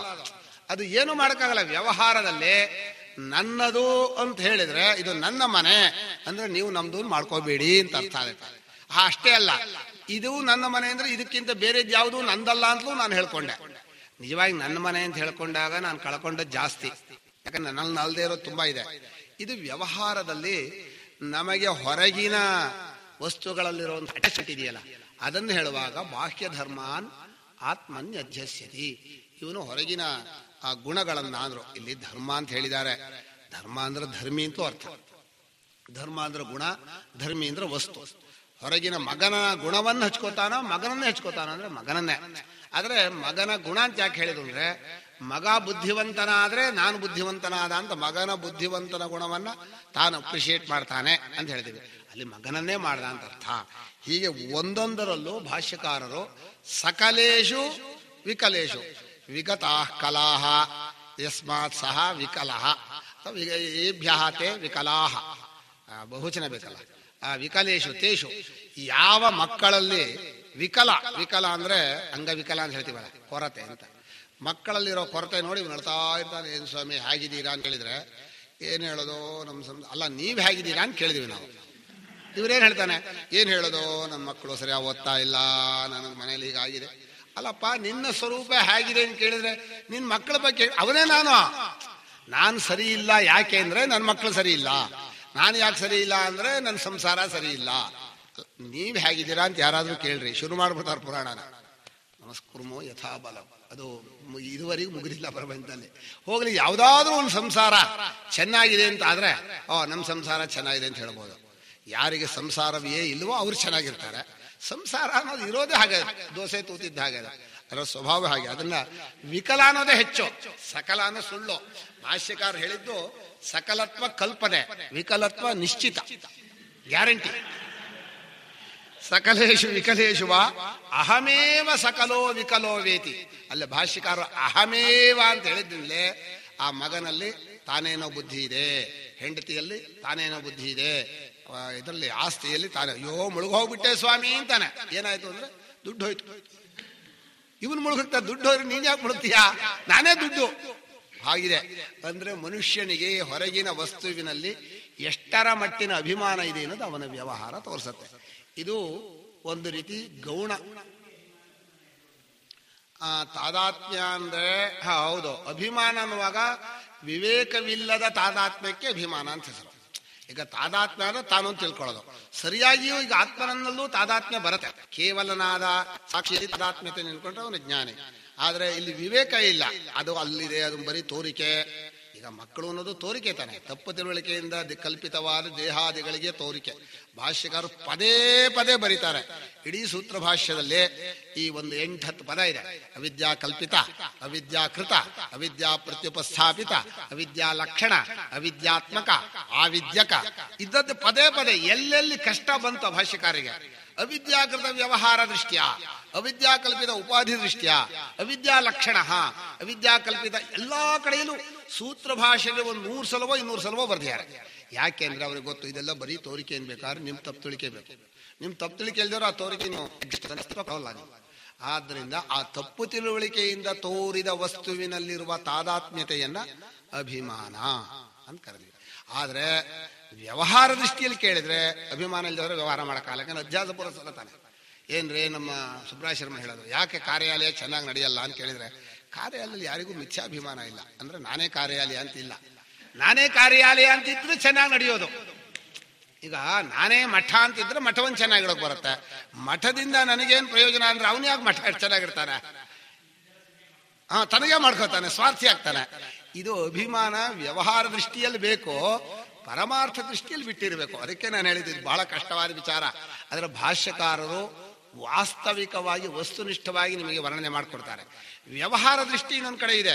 ವ್ಯವಹಾರ ದೃಷ್ಟಿಯಲ್ಲಿ ನಾನು ಮತ್ತೂರಿಗೆ ಹೋಗ್ತೀನಿ ಅಂತ ಹೇಳ್ತೇನೆ. ಯಾಕ್ರಿ ಮತ್ತೂರಿಗೆ ಹೋಗ್ತೇನೆ, ಇಲ್ಲೇ ಯಾಕೆ ಇರಬಾರ್ದು, ನೀವು ಕೇಳಬಾರ್ದು. ಅದು ಕೇಳಿದ್ರೆ ಏನಾಗ್ತದೆ ಅಂದ್ರೆ, ಒಂದು ಅಭಿಮಾನ ನಮ್ಮೂರು ಅಂತ ಒಂದು ಇರಬೇಕೋ ಬೇಡವೋ, ಅಭಿಮಾನ ಕಲ್ಪಿತ ಅಲ್ವೋ ಅಂದ್ರೆ ವ್ಯವಹಾರದ ಸ್ವಾಮಿ ಅನಿವಾರ್ಯ. ನಮ್ಮನೆ ಅಂತ ಹೇಳ್ಬೇಕಾಗತ್ತೆ, ನಮ್ಮ ಜನ ಅಂತ ಹೇಳ್ಬೇಕಾಗತ್ತೆ, ನಮ್ಮ ಊರು ಅಂತ ಹೇಳ್ಬೇಕವ, ಏನಾದ್ರೂ ಒಂದು ಹೇಳಲೇಬೇಕಲ್ಲ. ವ್ಯವಹಾರ ಅಧ್ಯಾಸವಿಲ್ಲದೆ ನಡೆಯೋದಿಲ್ಲ ಅಂತ ಭಾಷ್ಯಕಾರ ಹೇಳ್ಬಿಟ್ಟಿದ್ದಾರೆ. ಅದನ್ನ ಇಟ್ಕೊಂಡ್ಬಿಡ್ತೀವಿ ನಾವು. ಈಗ ಒಟ್ಟು ತತ್ವದೃಷ್ಟಿಯಲ್ಲಿ ತಪ್ಪು ತಿಳುವಳಿಕೆ ಅನ್ನೋದ್ರಲ್ಲಿ ಸಂದೇಹ ಇಲ್ಲ. ಅದು ತಪ್ಪು ತಿಳುವಳಿಕೆಯನ್ನ ಗೊತ್ತಾದ ಮೇಲೆ ಬಿಟ್ಕೊಂಡು ಅಭಿಮಾನ ಮಾಡಿದ್ರೆ ತೊಂದರೆ ಇಲ್ಲ. ಅಯ್ಯೋ ಸುಮ್ಮನೆ ನಾನೇ ನಾಟಕಕ್ಕೆ ಹೇಳ್ತಾ ಇರೋ ಬಹಳ ನಮ್ಮವರು ಅಂತ ಇದ್ದೀನಿ, ಒಳಗಡೆ ನಂದು ಅಂತ ಅಲ್ಲ. ಬಿಟ್ಟು ಹೋಗ್ತಾರೆ ಗೊತ್ತಿದೆ. ನಿಮ್ಮನ್ನು ಬಿಟ್ರೆ ಅಯ್ಯೋ ನಿಮ್ಮನ್ನೇ ಹಚ್ಕೊಂಡ್ಬಿಡ್ತೀನಿ, ನೀವೇ ನಮ್ಮ ಸರ್ವಸ, ನೀವೇ ನಮ್ಮ ಪ್ರಾಣ ಅಂತ ಇರ್ತೀವಿ. ಎಂಥದ್ದು ಇರಲ್ಲ. ನಿಜವಾಗಿ ಹೇಳೋದಾದ್ರೆ ಅದು ಆತ್ಮನಲ್ಲಿರುವಂತಹ ಈಗೋ ಇರುವ ಪ್ರೇಮ ಹೊರಗಡೆ ಇರುತ್ತಾ? ಇರೋಲ್ಲ. ಯಾವ ಹೆಂಡತಿಗೂ ಗಂಡ ಏನು ಬೇಕಾಗಿರಲ್ಲ. ಗಂಡ ಸುಖ ಕೊಡ್ತಾನೆ, ಗಂಡ ಬೇಕು. ಹೆಂಡತಿ ಸುಖ ಕೊಡ್ತಾಳೆ, ಹೆಂಡತಿ ಬೇಕು. ದುಡ್ಡು ಸುಖ ಕೊಡುತ್ತೆ. ಆತ್ಮನಸ್ಸು ಕಾಮಾಯ ಸರ್ವಂ ಪ್ರಿಯಂ ಭವತಿ, ಸ್ಪಷ್ಟ ಇದೆ ಶ್ರುತಿ. ಆದ್ದರಿಂದ ಈ ಅಭಿಮಾನ ಅನ್ನೋದು ತಪ್ಪು ತಿಳುವಳಿಕೆಯ ಆಧಾರದಿಂದ ಬೆಳೆದಂತಹದ್ದು. ತಥಾ ದೇಹಧರ್ಮಾನ್ ಸ್ಥೂಲೋಹಂ ಕೃಶೋಹಂ ಗೌರೋಹಂ ತಿಷ್ಠಾಮಿ ಗಚ್ಛಾಮಿ ಲಂಘಯಾಮಿ ಚ. ಇಲ್ಲಿ ದೇಹಧರ್ಮವನ್ನ ಆತ್ಮನಲ್ಲಿ ಹಾಕಿದ್ದಾರೆ ಅಂತ ಹೇಳಿದ್ರು. ಇಲ್ಲಿ ಒಂದು ವಿಶೇಷ ಇದೆ. ದೇಹ ಅಂದ್ರೆ ದೇಹದ ಗುಣ, ದಪ್ಪ ಕಪ್ಪು ಏನೋ ದೇಹದ ಗುಣಗಳು, ಅದರ ವಿಶೇಷಾಧ್ಯಾಸ ಇದೆ. ದೇಹದಲ್ಲಿ ದಪ್ಪ ಕಪ್ಪು ಅನ್ನೋದು ದೇಹ ಮಾತ್ರ. ಬಾಹ್ಯ ಧರ್ಮ ಅಂದ್ರೆ ಹೊರಗಿನ, ತನಗಿಂತ ಹೊರಗಿನಲ್ಲಿ ದೇಹಕ್ಕೆ ಅಟ್ಯಾಚ್ಮೆಂಟ್ ಮಾಡಿಕೊಂಡು ನಮ್ಮ ಮನೆ, ನಮ್ಮ ಹೆಂಡತಿ, ನಮ್ಮ ಮಕ್ಕಳು, ನಮ್ಮ ಆಸ್ತಿ, ನಮ್ಮ ಜನ, ನಮ್ಮ ಬಂಧುಗಳು, ನಮ್ಮ ಶಿಷ್ಯರು ಅಥವಾ ನಮ್ಮ ಗುರುಗಳು ಎಲ್ಲ ಬಾಹ್ಯ ಧರ್ಮವೇ. ಅಲ್ಲಿ ಬಾಹ್ಯ ಧರ್ಮದಲ್ಲಿ ಅಭಿಮಾನ ಬರೋದು ತಪ್ಪು ತಿಳುವಳಿಕೆ. ಇದ್ರಲ್ಲಿ ನಾನು ಬಂದಿರ್ತಾ ಅಂದ್ಮೇಲೆ ಅದು ನಮ್ದಾಗೋದು. ಆದರೆ ಈ ತಪ್ಪು ತಿಳುವಳಿಕೆಯಿಂದ ಹುಟ್ಟಿದ ಬಾಹ್ಯ ವಸ್ತುವಿನ ಸಂಬಂಧವೂ ಕೂಡ ತಪ್ಪು ತಿಳುವಳಿಕೆಯೇ. ಅದನ್ನು ತಪ್ಪಾದಾಗೆ ಹಾಕ್ಕೊಂಡಿದ್ದಾನೆ. ಅವನಿಗೆ ವಿವೇಕ ಇಲ್ಲ. ಈಗ ಕೇವಲನಾದ ಆತ್ಮನ ಇಟ್ಕೊಂಡು ಕೇಳಿ, ಯಾರೋ ಸಾಕ್ಷಿ, ಅವನೇನು ಮಾಡ್ತಾನೆ ಅಂದ್ರೆ ಪೂರ್ತಿ ಪ್ರಪಂಚವನ್ನೇ ತಾನೂ ಮಾಡ್ಬಿಡ್ತಾನೆ. ಆವಾಗ ನಾನು ನಂದು ಇರೋದು. ಅಲ್ಲಿ ಅಭಿಮಾನ ಅಂದ್ರೆ ಒಂದು ಲಿಮಿಟೇಷನ್ ಇಲ್ಲ. ಪರಿಚ್ಛಿನ್ನತೆ ಬಂದ್ರೆ ಅಭಿಮಾನ ಮಾಡ್ಬೋದು. ಪೂರ್ಣವಾಗಿ ಆಗ್ಬಿಟ್ರೆ ಎಂತ ಅಭಿಮಾನ ಬರುತ್ತೆ? ಅಭಿಮಾನ ಮಾಡಕ್ಕೆ ಸ್ವಾಮಿ ಬೇರೆಯವರು, ನಾನು ನೀನು ಅವನು ಇವನು ಇಲ್ಲ, ಎಲ್ಲ ನಾನೇ ಅಂದ್ರೆ ಅದು ಅಭಿಮಾನ ಅಲ್ಲ. ಎಲ್ಲ ನಾನು ಅನ್ನೋದ ಜ್ಞಾನ ಆತ್ಮೀಕತ್ವ ಜ್ಞಾನ ಅಂತ ಬಂದು ಹೇಳ್ತಾರೆ. ಆತ್ಮೀಕತ್ವ ಜ್ಞಾನವನ್ನ ಶ್ರುತಿ ಕೊಡ್ತಾ ಇದೆ. ನಮಗಿರೋದು ಈ ಪರಿಚ್ಛಿನ್ನವಾದ ನಾನು ಅನ್ನೋ ಜ್ಞಾನ, ಇದಕ್ಕೆ ಅಟ್ಯಾಚ್ಮೆಂಟ್. ಈಗ ನಾವು ನಮ್ದನ್ನು ಜಾಸ್ತಿ ಮಾಡಬೇಕು. ಯಾವುದು ನಮ್ದು ಅಂದ್ರೆ ಈ ನಾನಿಗೆ ಸೇರಿದೋ ನಂದಾಗ್ಬೇಕಂತ ಅವನಿಗೆ. ಈ ನಾನು ಅಂದ್ರೇನೋ ಅಧ್ಯಸ್ಥವಾದ ಈ ಅಂತಃಕರಣದಲ್ಲಿರುವ ಅಹಂಕಾರ ಇದೆಯಲ್ಲ, ಅದಕ್ಕೆ ಸೇರಿರೋ ನಂದು ಹೆಚ್ಚಾಗಬೇಕು ಅಂತ ಇವನು ಒದ್ದಾಡ್ತಾ ಇದ್ದಾನೆ. ಅದನ್ನು ದುಡಿಬೇಕು, ಅದಾಯಬೇಕು, ಇದನ್ನು ಕೊಂಡುಕೋಬೇಕು, ಇದು ಹೆಚ್ಚಾಗಬೇಕು. ದಿವಸ ಶ್ರುತಿ ಹೇಳ್ತಾ ಇದೆ, ಅಲ್ಲ ಜ್ಞಾನ ಮಾಡ್ಕೋ, ಎಲ್ಲ ನೀನೇ ಆಗ್ಬಿಡ್ತೀಯ. ಎಲ್ಲ ಏನಾದ್ರೆ ಏನಾಯ್ತು? ಯಾರಿಗಾರು ಕೊಡೋಕೆ ಬರ್ತಾನೆ, ಮಾರಾಟಕ್ಕೆ ಬರಲ್ಲ. ಶ್ರುತಿಯೇ ನಿಮ್ಗೆ ನಿಮ್ದೇ ಸ್ವರೂಪ ಇಲ್ಲ ಅಂದ್ರೆ ಯಾರಿಗಾರು ಮಾರಾಟ ಮಾಡಕ್ ಹೋದ್ರೆ ಹೊಡೆದು ಬಿಡ್ತಾರೆ. ವ್ಯವಹಾರಕ್ಕೆ ಬರಲ್ಲ ಅಂದ್ರೆ ನಿಮ್ ಅನುಭವ ಬರುತ್ತೆ, ನಿಮ್ ಸಂತೋಷಕ್ಕೆ ಬರುತ್ತೆ. ಲೌಕಿಕ ಅಧ್ಯಾಸ ವ್ಯವಹಾರಕ್ಕೆ ಬಳಕೆ ಬರಲ್ಲ. ಯಾಕಂದ್ರೆ ಜ್ಞಾನದಿಂದ ಕೊಟ್ಟಿರೋದು. ವಿವೇಕದಿಂದ, ಜ್ಞಾನದಿಂದ ಇಡೀ ಜಗತ್ತನ್ನೇ ನೀವಾಗಿ ನೋಡುವ ಒಂದು ಅನುಭವವನ್ನು ಶ್ರುತಿ ಕೊಡುತ್ತೆ. ಅದು ಇಷ್ಟೂ ಅಧ್ಯಾಸವನ್ನು ತೆಗೆದುಹಾಕುತ್ತೆ.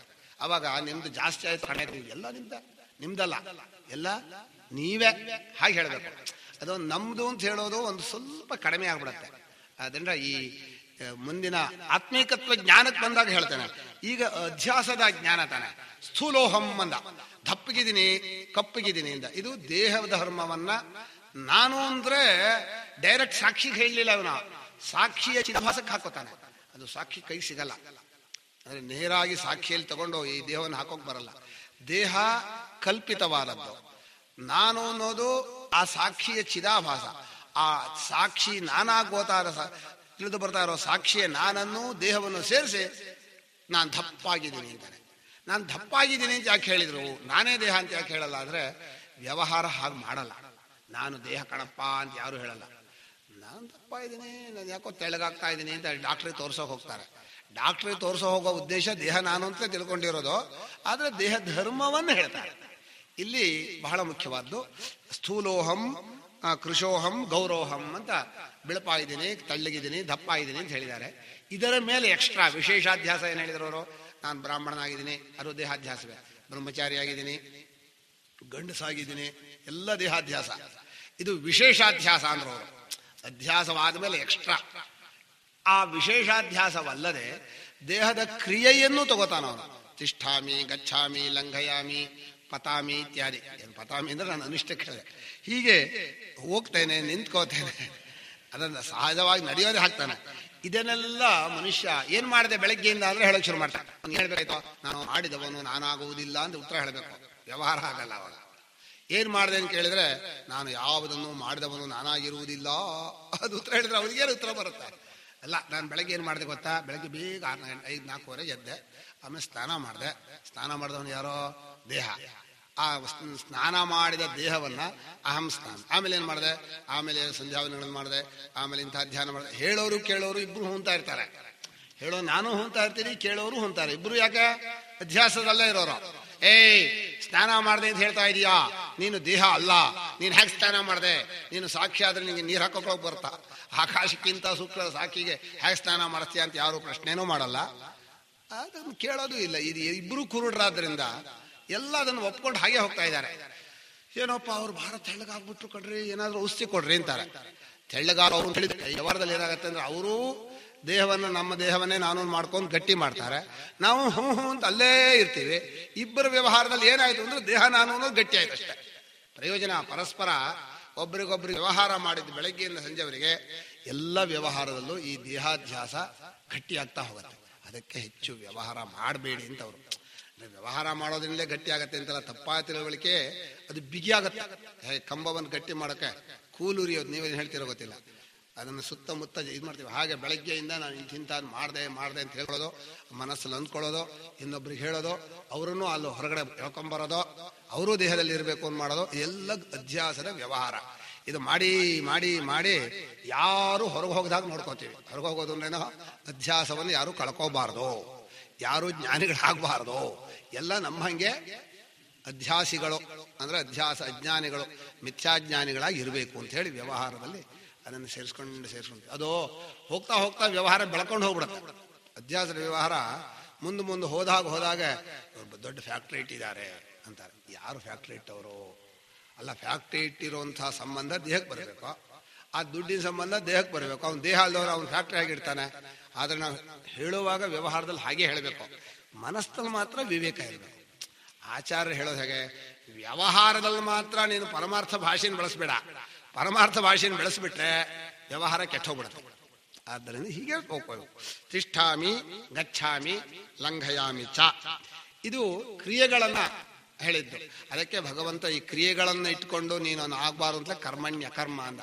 ದೇಹಾದಿ ಕ್ರಿಯೆಗಳಿದ್ದಾಗಲೂ ಅಕರ್ಮ ಕ್ರಿಯೆ ಇಲ್ಲದ ನಿನ್ನ ಸ್ವರೂಪದಲ್ಲಿ ನಾನು ನಿಂತ್ಕೊಂಡ್ರೆ ಬುದ್ಧಿವಂತ ಕಣ ನೀನು.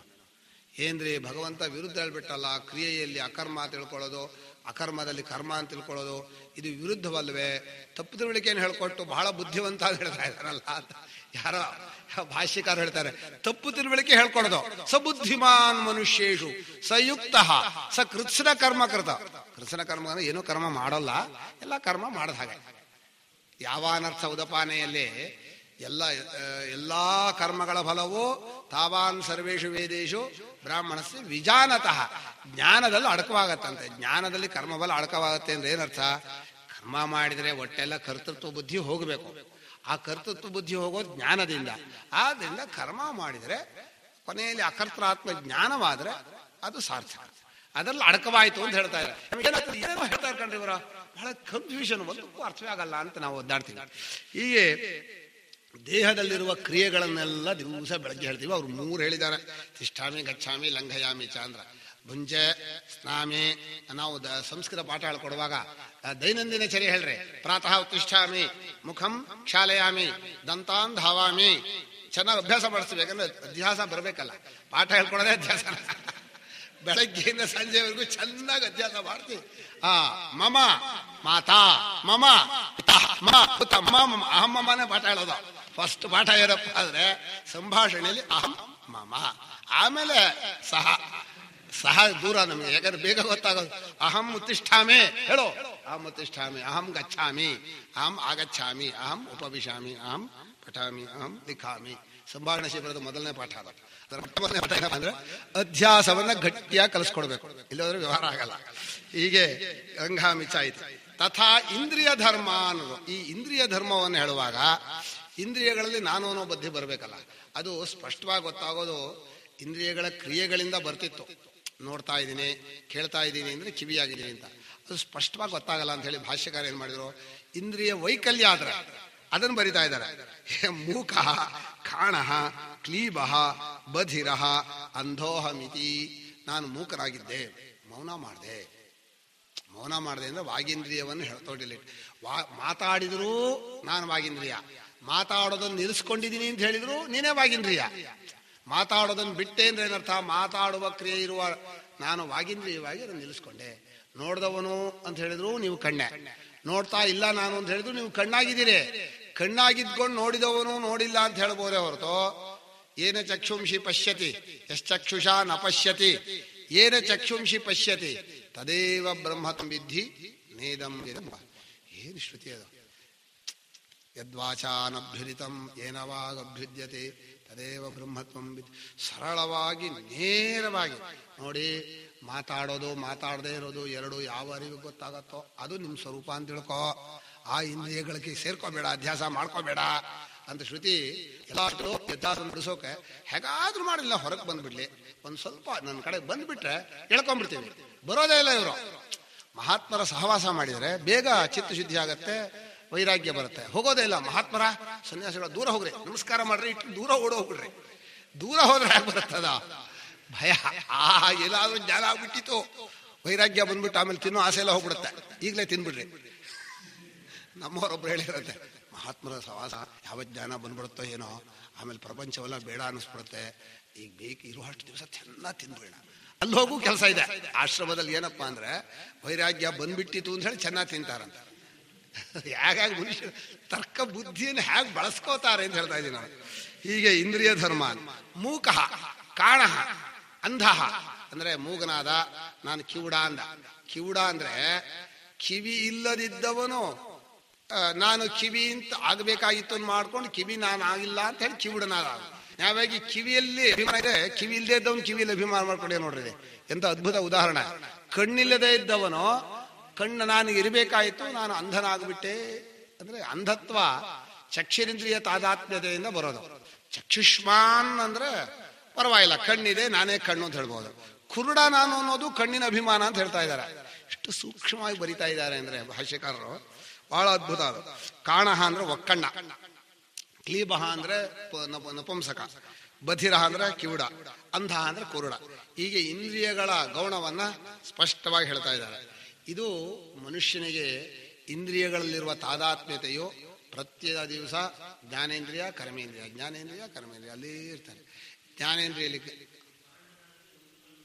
ಅಂಧ ಅಂದ್ರೆ ಎರಡು ಇಲ್ತಿದ್ದವನು, ಒಕ್ಕಣ್ಣ ಅಂದ್ರೆ ಒಂದ್ ಕಣ್ಣು ಹೋಗ್ಬಿಡತ್ತಲ್ಲ. ಯಾವ್ದಾರ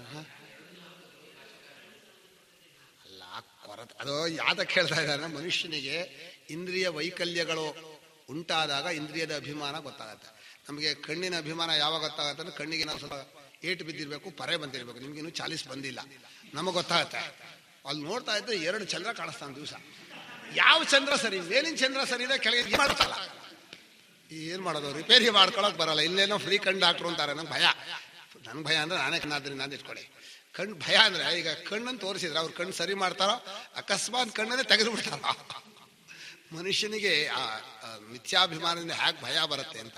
ಅಲ್ಲ, ನಾನು ಕಣ್ಣಲ್ಲ, ನಾನು ಕಾಣಿಸಿದ್ರೇನೋ, 2 ಕಣ್ರೇನೋ, 1 ಕಣ್ರೇನೋ, ಕಾಣುವನೇ ನಾನಲ್ಲ ಅಂತ ಮಾಡ್ಕೊಂಡಿದ್ರೆ ನೆಮ್ಮದಿ ಆಗಿರ್ಬೋದು. ಯಾಕೋ ನನ್ನ ಕಣ್ಣಿಗೆ 2 ಕಾಣ್ತದೆ ಕಣಪ್ಪ, ಈಗ ಏನ್ ಮಾಡೋದು ಅಂತ ಅಂದ್ಬಿಟ್ರೆ ಅದು ದೋಷ ತಾನೆ. ಆ ಇಂದ್ರಿಯ ತಾದಾತ್ಮ್ಯತೆಯು ಇಂದ್ರಿಯದಲ್ಲಿ ವೈಕಲ್ಯ ಬಂದ್ರೆ ಬೇಗ ಗೊತ್ತಾಗತ್ತೆ.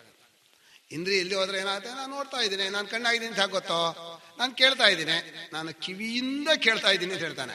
ನಾನು ಕಿವಿಯಾಗಿ ಕೇಳ್ತಾ ಇದ್ದೀನಿ ಅಂತ ಹೇಳಲ್ಲ, ಕಿವಿಯಿಂದ. ನಾನೆಲ್ಲ ಹೊರಗಡೆ ಇದ್ದೀನಿ, ಇಲ್ಲೊಂದು ಸ್ಪೀಕರ್ ಇದ್ದಾಗ ಒಂದು ಕಿವಿಯಿಂದ ಒಂದಿದೆ, ಅದರಿಂದ ಕೇಳ್ತಾ ಇದ್ದೀನಿ. ಹಾಗೆಲ್ಲ ಆಗೋದೇ ಇಲ್ಲ, ಅದೇ ನಾನಾಗೋದು. ಈ ತಾದಾತ್ಮ್ಯಾಭಿಮಾನ ಅಧ್ಯಾಸ ಇಂದ್ರಿಯಗಳಲ್ಲಿ ದಿವಸ ಬಳಸಿ ಬಳಸಿ ಬಳಸಿ ಪೂರ್ಣವಾಗಿ ನಿಂತಿದೆ. ಅದರಲ್ಲಿ ವೈಕಲ್ಯ ಬರುತ್ತೆ. ವೈಕಲ್ಯ ಬಂದಾಗ ಪ್ರಾರಬ್ಧ ಕರ್ಮ ಇದೆಯಲ್ಲ, ಅದು ಯಾವ್ಯಾವ ಕರ್ಮ ಹೋಗುತ್ತೋ ಆಯಾ ಇಂದ್ರಿಯ ಹೋಗುತ್ತದು, ಅದಕ್ಕೇನು ಮಾಡೋಕ್ಕಾಗಲ್ಲ. ಈಗ ತೋರಿಸುವಾಗ ಇವರು ಹೇಳಿದ್ರು, ಇಂದ್ರಿಯ ವೈಕಲ್ಯಗಳನ್ನೇ ಹೇಳಿದರು. ಇಂದ್ರಿಯ ಗುಣಗಳನ್ನು ಹೇಳಬಹುದಾಯ್ತು, ಇಂದ್ರಿಯ ಕ್ರಿಯೆಗಳನ್ನು ಹೇಳಬಹುದಾಯ್ತು. ಅಥವಾ ಇಂದ್ರಿಯಗಳಲ್ಲಿರುವ ಅಹಂ ಚಕ್ಷು ಅಂತ ಯಾರು ಹೇಳಲ್ಲ, ಅಹಂ ಶ್ರೋತ್ರಂ ಅಂತ ಹೇಳಲ್ಲ, ಅಹಂ ಶೃಣೋಮಿ ಅಂತ ಹೇಳ್ತಾನೆ, ಅಹಂ ಬಧಿರಹ ಅಂತ ಹೇಳ್ತಾನೆ, ಅಹಂ ಬಧಿರಹ ಹೇಳ್ತಾನೆ, ಅಹಂ ಶ್ರೋತ್ರಸ್ಮಿ. ತಲೆ ಸರಿ ಇಲ್ಲ ಅಂತಾನೆ. ಆದರೆ ಅರ್ಥಾತ್ ಅವನ ಮನಸ್ಸು ನಾನು ಕಿವಿ ಅಂತಲೇ ಇದೆ ಅಂತ ಭಾಷ್ಯಕಾರರು. ಧರ್ಮಾಧ್ಯಾಸ ಧರ್ಮ್ಯಧ್ಯಾಸ ಸಮಾನ. ತಥಾ ಅಂತಃಕರಣ ಧರ್ಮಾನ್ ಕಾಮ ಸಂಕಲ್ಪ ವಿಚಿಕಿತ್ಸ ಅಧ್ಯವಸಾಯಾದಿ. ಕಾಮ ಇಚ್ಛೆ ಬರುತ್ತೆ, ಅಹಂ ಕಾಮಯೇ, ಅಹಂ ಸಂಕಲ್ಪಯಾಮಿ, ಅಹಂ ಅಧ್ಯವಸ್ಯಾಮಿ, ಅಹಂ ವಿಚಿಕಿತ್ಸಾಮಿ. ವಿಚಿಕಿತ್ಸಾ ಅಂದ್ರೆ ಸಂದೇಹ ಪಡ್ತೇನೆ ಅಂತ ಅರ್ಥ. ಅಹಂ ಕಾಮಯೇ, ಸ್ವಾಮಿ ನಿಮ್ಗೇನ್ ಬೇಕು ಅಂತ ಕೇಳಿದ ಕೂಡಲೇ ನಮ್ಗೆ ಇಂಥದ್ದು ಬೇಕು ಅಂದ್ರೆ ನಾನು ಇದನ್ನು ಬಯಸ್ತೇನೆ ಅಂತ ಅರ್ಥ. ಮೊದಲನೇ ತಪ್ಪು ನಾವು ಮಾಡೋದೇ ಅಲ್ಲ. ಕೇಳ್ಬಿಡ್ತಾರೆ ಏನ್ ಬೇಕು ಅಂತ, ಭಾರಿ ಬುದ್ಧಿವಂತರು ಅಂತ ಹೇಳಿ ಇಂಥದ್ದು ಬೇಕು ಅಂದ್ಬಿಡ್ತೀವಿ. ಹೇಳಬಾರ್ದಾಗಿತ್ತು. ಯಾಕಂದ್ರೆ ನಾನು ಬೇಕು ಅನ್ನೋ ಕಾಮ ಇದೆಯಲ್ಲ ಅಂತಃಕರಣದ್ದು. ಬೇಕಿಲ್ಲದೆ ಇರೋ ಯಾವುದೂ ಬೇಕಿಲ್ಲದೆ ನಿತ್ಯ ತೃಪ್ತವಾದ ಸ್ವರೂಪ ನಮ್ದು. ನಿತ್ಯ ತೃಪ್ತರಾದ ನಿಮಗೆ ಏನೇನು ಬೇಕು ಅಂದ್ರೆ ಏನೇನೂ ಬೇಡ. ನಮ್ಮ ಇದರಲ್ಲಿ ಚಿತ್ರದುರ್ಗ ಸಪ್ತಾಹ ಹೆಚ್ಚೆತ್ತು ಹೇಳಲ್ಲ, ಇದು ಪ್ರವಚನ ಅಲ್ಲ, ಪಾಠ ಅಂತ ಹೇಳಬೇಕು, ಸಂಘ ಹೇಳ್ತಾರೆ. ಸುಬ್ರಾಯ ಶರ್ಮರು ನಾವು ಇದ್ವಿ. ಒಬ್ಬರು ಬಹಳ ಆತ್ಮೀಯ ನಮ್ಮ ಮನೆಗೆ ಬರಬೇಕು ಅಂದರು. ಇವು ಸುಬ್ರಾಯ ಶರ್ಮರಿಗೆ ಏನು ಅಂದರೆ ಎಲ್ಲರನ್ನೂ ಒಂದು ವಿಭೂತಿಯಿಂದ ನೋಡೋದು. ನೀವು ದೇವರು, ನಿಮ್ಮನ್ನು ದೇವರು, ಅದು ಒಂದು ವಿಶೇಷ ವಿಭೂತಿ ದರ್ಶನ ಇದೆಯಲ್ಲ. ಯಾರನ್ನೂ ಬೈಯೋಲ್ಲಪ್ಪ, ಎಲ್ಲರನ್ನೂ ಗುಣ ನೋಡೋದು. ಅವರು ನೋಡೋರಿಗೆ ಏನನ್ಸುತ್ತೆ, ಇವ್ರು ಎಲ್ಲರನ್ನೂ ದೇವರು ದೇವರು ಅಂತಾರೆ, ಯಾಕೋ ನಾಟಕ ಮಾಡ್ತಾರೆ ಅಂತ ಅನ್ಸುತ್ತೆ. ಅದು ಅವರ ನಮ್ಮ ಹೃದಯ ಇನ್ನೊಬ್ರಿಗೆ ಹೇಗೆ ಗೊತ್ತಾಗತ್ತೆ. ಅವ್ರು ಬಂದರು, ತಾವು ದೇವರು ಸ್ವಾಮಿ ಏನು ಬೇಕು ನಿಮಗೆ ಅಂದರು. ಇಲ್ಲ ನೀವೆಲ್ಲ ನಮ್ಮ ಮನೆಗೆ ಬರ್ರಿ. ಅದು ಎಷ್ಟೊತ್ತಿಗೆ ಬರಬೇಕು? 11:30 ಬನ್ನಿ. ನಾವಿರೋ ಜಾಗಕ್ಕೂ ಅವರು 2.5 ಕಿಲೋಮೀಟ್ರ್. ಆಯಿತು, ಪ್ರವಚನ 10 ಗಂಟೆ ಮುಗಿದು ನಡ್ಕೊಂಡು ಹೋದರೆ ಅವರು ಬಾಳೆಹಣ್ಣು ಏನು ಮಾಡಬೇಕು ನೀವು ಬರುವಾಗ ಅಂತ ಕೇಳಿದ್ರು. ನಿಮ್ಗೆ ಏನೇನು ಮಾಡಿಟ್ಟಿರಲಿ ಅಂತ ಕೇಳಿದ್ರು. ಸುಬ್ರಾಯರು ನನ್ನ ಪಕ್ಕ ಅವಧಾನಿಗಳೇ ನಮ್ಗೇನು ಬೇಕೋ ಅಂದರು. ಅವರು ಏನು ಬೇಕು ಅಂತ ಅವರನ್ನು ಕೇಳಿದ್ರೆ ಇವ್ರೇನು ಮಾಡಿದ್ರು, ಅವಧಾನಿಗಳೇ ನಮಗೇನು ಬೇಕೋ ಅಂದರು. ನಕ್ಕ ಅಂದ್ರೆ ಇವ್ರಿಗೇನು ಬೇಕಾಗಿಲ್ಲ ಅಂತ ಅರ್ಥ ಆಗಲಿ ಅಂತ ಹೋದ್ರು. ಬಾಳೆಹಣ್ಣು ಇಟ್ಟರು, ಎಲ್ಲ ಇಟ್ಟರು. ನಮ್ಗೆ ಬೇಕಾದ್ದೇ ಇಟ್ಟಿದ್ದೀರಿ. ಅವ್ರು ಬಾಳೆಹಣ್ಣೆ ಗೊತ್ತಿಲ್ಲ. ಸುಬ್ರಾಯ ಶರ್ಮರಿಗೆ ಗಂಟಲು ಹೋಗ್ಬಿಡುತ್ತೆ ಬಾಳೆಹಣ್ಣು. ಅದೊಂದು ಕಲ್ಪನೆ ಇಟ್ಕೊಳ್ಳಿ. ಆ ಬಾಳೆಹಣ್ಣು ತಿನ್ನೋಲ್ಲ, ನಾವು ಬೇಕಾದ್ದೇ ಇಟ್ಟಿದ್ದೀರಿ ಅಂದ್ರು. ಎಲ್ಲ ಕಿತ್ತು ಒಬ್ಬೊಬ್ರಿಗೆ ಕೊಟ್ಟರು, ಏನು ತಗೊಳ್ಳಿಲ್ಲ. ಬಹಳ ಸಂತೋಷ ಆಯ್ತು ನಿಮ್ಮ ಮನೆಗೆ ಅಂತಂದ್ರು. ವಾಪಸ್ ನಡ್ಕೊಂಡು ಬಂದ್ವಿ. ಈಗ ಊಟಕ್ಕೆ ಕರೆ ಪಾಪ ಅವ್ರ ಸಾಮಾನ್ಯ ಅಲ್ಲ, ಪ್ರೀತಿಯಿಂದ ಕರೆದ್ರು ಹೋದ್ವಿ. ನಾವು ಹೇಳೋದು ಯಾತಕ್ಕೆ ಅಂದ್ರೆ, ಬೇಕು ಅನ್ನೋದು ಇಲ್ಲದೆ ಇರೋ ವ್ಯವಹಾರವೂ ಮಾಡಬಹುದು ಬೇಕು ಅನ್ನೋ ತರಹ. ಇದು ಕಾಮ ಇಲ್ಲ, ಆದ್ರೂ ಕೂಡ ಕಾಮ ನಾಟಕೀಯ ಕಾಮ. ನಾಟಕೀಯ ಅಂದ್ರೆ ಈ ಢೊಂಗಿತನ ಅಲ್ಲ, ವ್ಯವಹಾರಕ್ಕೆ ಒಪ್ಕೊಳ್ಳುವಂತಹದ್ದು. ನಾನು ಬೇಕು ಅಂತ ಅಂದೇ ಹೋದ್ರೆ ಅವ್ರಿಗೆ ಸಂತೋಷ ಆಗಲ್ಲ. ಈ ಕೃಷ್ಣಾವತಾರದಲ್ಲಿ ಕೃಷ್ಣ ಬೇಕು ಅಂತ ಹೇಳಿ ಬೆಣ್ಣೆ ಕದ್ದ. ಕೃಷ್ಣನಿಗೆ ಬೆಣ್ಣೆ ಬೇಕಾಗಿತ್ತೆ. ಕೃಷ್ಣನಿಗೆ ಬೆಣ್ಣೆ ಅವನದೇ ಎಲ್ಲ ಬೇಕು ಅನ್ನೋ ಹಾಗೆ ಬೆಣ್ಣೆ ಕದ್ದಿದ್ದು ಅವ್ರಿಗೆ ಸಂತೋಷ ಆಯ್ತು. ಯಾರಿಗೆ? ಆ ತಾಯಂದ್ರಿಗೆ ಸಂತೋಷ ಆಯ್ತು. ಯಾಕಂದ್ರೆ ಅವನಿಗೆ ಬೇಕು ಅನ್ನೋದನ್ನ ನಾವು ಕಿತ್ಕೊಂಡು ತಣ್ಣಲ್ಲ, ನಾವು ಬೇಕಾದನ್ನು ಕೊಟ್ಟಿವಿ ಅಂತ ಅವ್ರಿಗೊಂದು ಮಿಥ್ಯಾಭಿಮಾನ ಬಂತು. ಅಷ್ಟು ಸಂತೋಷ ಕೊಟ್ಟ. ಇವನು ಬೇಕು ಅನ್ನೋ ಆಸೆ ಇಲ್ಲದೆ ಇರೋ ಒಂದು ಆಸೆಯನ್ನು ತೋರಿಸ್ತಾ. ನಿಜವಾಗಿ ಭಗವಂತನಿಗೆ ಅಂತ ಅದು ಬೇಕು, ಅವನಿಗೆ ಏನೇನೂ ಬೇಕಾಗಿಲ್ಲ. ನಮೇ ಪಾರ್ಥಾಸ್ಯ ಕರ್ತವ್ಯಂ ತ್ರಿಷು ಲೋಕೇಶು ಕಿಂಚನ ನಾನವಾಪ್ತಂ ಅವಾಪ್ತವ್ಯಂ ವರ್ತ ಏವಚ ಕರ್ಮ. ಹಾಗೆ ಈ ಕಾಮ ಇದೆಯಲ್ಲ, ಇದು ಮೊಟ್ಟ ಮೊದಲ ಜೀವನದಲ್ಲಿ ಬಿಡಬೇಕಾದಂತಹ ಸಾಧನ. ಅಹಂ ಕಾಮಯೇ, ನನಗೆ ಇದು ಬೇಕೋ. ಈಗ ನೀವು ಇಲ್ಲಿದ್ದೀರಲ್ಲ, ನಿಮ್ಗೆ ಏನೇನು ಬೇಕು ಅಂತ ಕೇಳಿದ್ರೆ ಅವ್ರು ಎಲ್ಲ ಬೇಕೋ, ಎಲ್ಲ ನಾನಾಗ್ಬೇಕಷ್ಟೆ. ಏನೇನು ಬೇಕು ಅಂತ ಕೇಳಬೇಡಿ, ಇರೋದೆಲ್ಲವೂ ನಾನಾಗಬೇಕು. ಅಂದ್ರೆ ನಾನಾಗಿರೋದನ್ನು ನಾನು ತಿಳ್ಕೋಬೇಕು. ಎಲ್ಲವನ್ನೂ ನಾನು ಪಡ್ಕೊಳಕ್ ಬರಲ್ಲ. ಏನೇನು ಬೇಕು, ಇದು ಕೊಡೋಣ ಅದು ಕೊಡೋಣ ಅಂದ್ರೆ, ಈಗ ಒಳ್ಳೆ ಆಹಾರ ಕೊಟ್ರೆ ಅಂತ ತಿಳ್ಕೊಳ್ಳೋಣ. ನಾನು ಉದಾಹರಣೆ ಹೇಳ್ತೇನೆ. ಒಳ್ಳೊಳ್ಳೆ ಆಹಾರ, ದ್ರಾಕ್ಷಿ ಗೋಡಂಬಿ ಎಲ್ಲ ತಿಂದೆ. ಆ ದೇಹ ಇದೆಯಲ್ಲ, ಅಷ್ಟನ್ನು ಗಲೀಜು ಮಾಡೇ ಹೊರಗೆ ಕಳ್ಸತ್ತೆ. ಈ ದೇಹಕ್ಕೆ ಯಾವುದೂ ಒಳ್ಳೇದು ಇಟ್ಕೊಳಕ್ ಬರಲ್ಲ. ಏನಾದ್ರೂ ಕೊಡ್ರೆ ಅಷ್ಟು ಹಾಳು ಮಾಡತ್ತೆ. ಅಲ್ಲ, ಯಾತಕ್ಕೆ ನಾನು ತಗೊಳ್ಳಿ? ಆಯ್ತು, ಇಷ್ಟು ದಿವಸ ನನ್ನ ದೇಹಕ್ಕೆ ತುಂಬಿದ್ದೀನಲ್ಲ, ಆಯ್ತು ತೃಪ್ತಿ ಅಂತ ಹೇಳುತ್ತೋ? ಹೇಳೋದಿಲ್ಲ. ಅಥವಾ ಆ ಹಸಿವಿಗೆ ಯಾವ ಅನ್ನದ ತೃಪ್ತಿ ಆದರೇನೋ ಹಸಿವು ಹೋಗೋದಕ್ಕೆ, ಇಂಥದ್ದು ತಿಂದೆ ಲೆಕ್ಕ ಇಷ್ಟು ದಿವಸ ಯಾರಾದ್ರೂ ಪಟ್ಟಿ ಇಟ್ಕೊಳಕ್ ಬರುತ್ತಾ? ಆಮೇಲೆ ನಿಮ್ಗೆ ಏನ್ ಮಾಡ್ಬೇಕೋ, ನಮ್ಗೆ ಇಂಥದ್ದೇ ಆಗ್ಬೇಕು, ಅವ್ರು ಖಾರ ಹೆಚ್ಚಾಕಿದ್ರು, ಸುಮ್ಮನೆ ವೇಸ್ಟ್ ಟೈಮ್. ಅದನ್ನ ಅಹಂ ಕಾಮಯೇ ಅನ್ನೋದನ್ನು ಬಿಡಬೇಕು. ಮೊದಲನೇ ಅಧ್ಯಾಸ. ಅಹಂ ಕಾಮಯೇ ಆದ್ಮೇಲೆ ಎರಡನೇದು ಅಹಂ ಸಂಕಲ್ಪಯಾಮಿ. ಸಂಕಲ್ಪ ಕಾಮ ಇದೆಯಲ್ಲ, ಸಂಕಲ್ಪ ಅಂದ್ರೆ ವಿಷಯಾಭಿಧ್ಯಾನಂ. ಅದಾಗಿದೆ, ಹೀಗಿದೆ, ಚೆನ್ನಾಗಿದೆ, ಅದೇ ಕಾಮಕ್ ಮೂಲ. ಧ್ಯಾಯತೋ ವಿಷಯಾನ್ ಪುಂಸಃ ಸಂಗಸ್ತೇಷು. ಆ ವಿಷಯದ ಕಡೆ ಅಭಿಧ್ಯಾನ ಇದೆಯಲ್ಲ, ಅಂದ್ರೆ ವಿಷಯ ಹಾಗೆ ಹೀಗೆ ಅಂತ ಕಲ್ಪನೆ ಮಾಡಿ ಯೋಚನೆ. ಸಮ್ಯಕ್ ಕಲ್ಪನಂ ಸಂಕಲ್ಪ. ಚೆನ್ನಾಗಿ ಕಲ್ಪನೆ ಮಾಡ್ತಾನೆ. ಹೆಸರಾಗಿತ್ತೀಯ ನೋಡಿ. ನಮ್ಮಲ್ಲಿ ಈ ಸಂಕಲ್ಪ ಬೇರೆ, ಆ ಸಂಕಲ್ಪದಲ್ಲಿ ಕಾಮವನ್ನು ಹೇಳ್ಕೊತಾನೆ. ಸಂಕಲ್ಪ ಶಬ್ದಕ್ಕೆ ಮಾಡ್ತೀನಿ ಅನ್ನೋ ನಿಶ್ಚಯ, ಅಲ್ಲೋ ಒಂದ್ ಸ್ವಲ್ಪ ಕಾಮ ಇದೆ. ನಾನೇನೋ ನನ್ನ ಮನಸ್ಸಲ್ಲಿ ಮಾಡ್ಕೊಂಡ್ಬಿಟ್ಟಿದ್ದೀನಿ, ಸಪ್ತಾಹ ನಡೆಸ್ಬೇಕು, ಒಂದು ಎಂಥದ್ದು ಗುರುಚರಿತ್ರೆ ಪಾರಾಯಣ ಮಾಡಬೇಕು ಅಂತ ಸಂಕಲ್ಪ ಬಂದ್ಬಿಟ್ಟಿದೆ ಅಂತಾರೆ. ಅಲ್ಲಿ ಸಂಕಲ್ಪ ಅಂದ್ರೆ ಆಸೆಯ ಪೂರ್ವಕವಾದ ನಿಶ್ಚಯ. ಸಂಕಲ್ಪ ಮಾಡಿದ ಮೇಲೆ ಅದನ್ನು ಬಿಡಬಾರ್ದು. ಅದು ಸರಿ, ಅದು ವ್ಯವಹಾರ ದೃಷ್ಟಿನೇ ಸರಿ.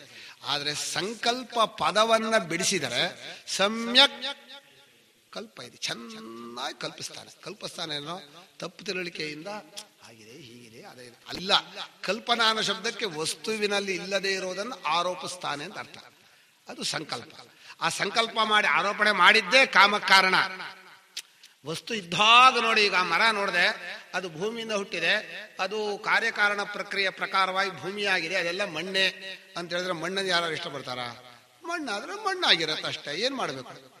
ಈ ಯಾವುದೇ ವಸ್ತುವನ್ನ ಮೂಲ ಕಾರಣ ದೃಷ್ಟಿಯಿಂದ ನೋಡ್ಬಿಟ್ರೆ ಸಂಕಲ್ಪ ಹೋಗ್ಬಿಡುತ್ತೆ. ಆದ್ದರಿಂದ ಸಂಕಲ್ಪಯಾಮಿ ಅನ್ನೋದು ಅಧ್ಯಾಸದಿಂದ ಬಂದದ್ದು, ತಪ್ಪುತಿಳಿಕೆಯಿಂದ ಅಂತಃಕರಣ ಧರ್ಮವನ್ನ ತನ್ನ ಮೇಲೆ ಹಾಕೊಂಡ. ಅಂತಃಕರಣ ಕೆಲಸ ಅದೇ, ಬೆಳಗ್ಗೆಯಿಂದ ರಾತ್ರಿಗೂ ಕಲ್ಸಿ 108 ಕಲ್ಪನೆ ಕೊಡುತ್ತೆ, ತಪ್ಪ ಕೂತ್ಕೊಳ್ಳೋಕೆ ಬರಲ್ಲ. ಆ ಕಲ್ಪನೆ ಮಾಡೋದೇ ಅಶಿವ ಅಂತ ನಾವು ಕರೆಯೋದು. ಏನಪ್ಪ ಅಮಂಗಳ ಅಂದ್ರೆ, ಇರೋದನ್ನು ಇರೋ ಹಾಗೆ ಜ್ಞಾನಕ್ಕೆ ತಗೊಳ್ಳದೆ ಕಲ್ಪನೆ ಮಾಡಿ ಆರೋಪಣೆ ಮಾಡ್ತೀವಲ್ಲ, ಅದೇ ದೊಡ್ಡ ದುಃಖ, ದೊಡ್ಡ ಬಂಧನ, ಕೆಟ್ಟ ಅನರ್ಥ, ಅದೇ ಅಮಂಗ.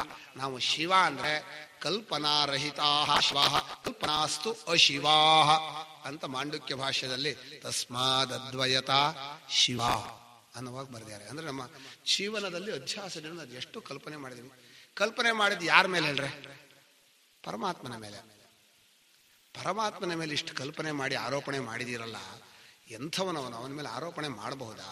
ಈ ಕಲ್ಪನೆ, ನೀನು ಕಲ್ಲು, ನೀನು ಮಣ್ಣು, ನೀನು ಮರ ಅಂತ ನೀವು ಹೇಳಬಹುದಾ? ಕಲ್ಪನೆ ಮಾಡಬಹುದಾ? ಕಲ್ಪನೆ ಮಾಡಿದ ಫಲವೇ ನಿಮ್ಗೆ ಕಾಮ, ಆ ಕಾಮದ ಫಲ ನಿಮ್ ಬಂಧನ, ಆ ಬಂಧನದಿಂದ ಎಲ್ಲ ಅನರ್ಥಗಳು. ಹೀಗೆ ಅಂತಃಕರಣ ಧರ್ಮವನ್ನ ತನ್ನಲ್ಲಿ ಹಾಕೊಂಡ.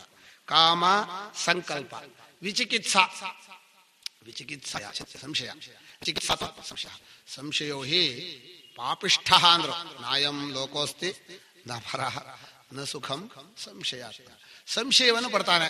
ಸಂಶಯವನ್ನು ಪಡ್ತಾನೆ ಅಂದ್ರೆ ಇದೀಗ ಗುಳಿಗೆ ಕೊಟ್ಟಿದ್ದಾರೆ, ಇದನ್ನು ತಿಂದ್ರೆ ಜ್ವರ ಹೋಗುತ್ತೋ, ತಿಂದೇ ಜ್ವರ ಹೋಗುತ್ತೋ, ತಿಂದ ಸೈಡ್ ಎಫೆಕ್ಟ್ ಆಗುತ್ತೆ. ಸಂಶಯ ಬಂದ್ರೆ ಹೋಯ್ತು ಕಥೆ. ಯಾರು ತುಂಬಾ ಸಂಶಯಿಗಳು ಅವ್ರ ಜೊತೆಲೇ ಇರಕ್ಕಾಗಲ್ಲ. ಈಗ ನಿದ್ದೆ ಬಂದ್ಮೇಲೆ ನಾನು ಉಸಿರಾಡ್ತೀನೋ ಇಲ್ವೋ, ಹೋಗ್ಬಿಟ್ರೆ ಉಸಿರು, ನಿದ್ದೆ ಮಾಡದೆ ಕೂತ್ಕೋತೀರಾ? ಸಂಶಯ ಬಂದ್ಬಿಟ್ರೆ ಮನುಷ್ಯನ ಜೀವನದಲ್ಲಿ. ಅದಕ್ಕೆ ಸಂಶಯವನ್ನು ಬಿಡೋಕೆ ಶ್ರದ್ಧತ್ಸ್ವ, ಶ್ರದ್ಧೆ ಇಟ್ಕೋ, ನಂಬಿಕೋ. ಮೊದಲು ಜೀವನದಲ್ಲಿ ಒಂದು ಮೊದಲು ನಂಬಿಕೆ ಇರಬೇಕು. ಅದನ್ನ ಸಂಶಯ ಅನ್ನೋದು ಅಂತಃಕರಣ ಧರ್ಮ, ಅದನ್ನು ನಿನ್ ಮೇಲೆ ಹಾಕೋಬೇಡ. ಇಲ್ಲಿ ಹೇಳ್ತಾ ಇರೋದು ಅಂತಃಕರಣದ ಒಂದೊಂದು ಗುಣಗಳನ್ನು ನಿನ್ನ ಮೇಲೆ ನಾನು ಹಾಕೋತಾ ಇದ್ದೀನಿ ಅಂತ ಅಷ್ಟೇ. ನಾನು ಸ್ವಲ್ಪ ವಿಸ್ತಾರ ಕೊಡ್ತಾ ಇದ್ದೀನಿ. ಅಧ್ಯವಸಾಯ, ಅಧ್ಯವಸಾಯ ಅಂದ್ರೆ ನಿಶ್ಚಯ. ಇದು ಹೀಗಿದೆ ಅಂತ ಗೊತ್ತು ಮಾಡ್ಕೊಳ್ಳೋದು, ಅದು ಬುದ್ಧಿ ಕೆಲಸ. ಅದು ಅಂತಃಕರಣ ಅನ್ನೋದು ಒಂದು, ಅದರ 4 ಕೆಲಸ ಇದೆ.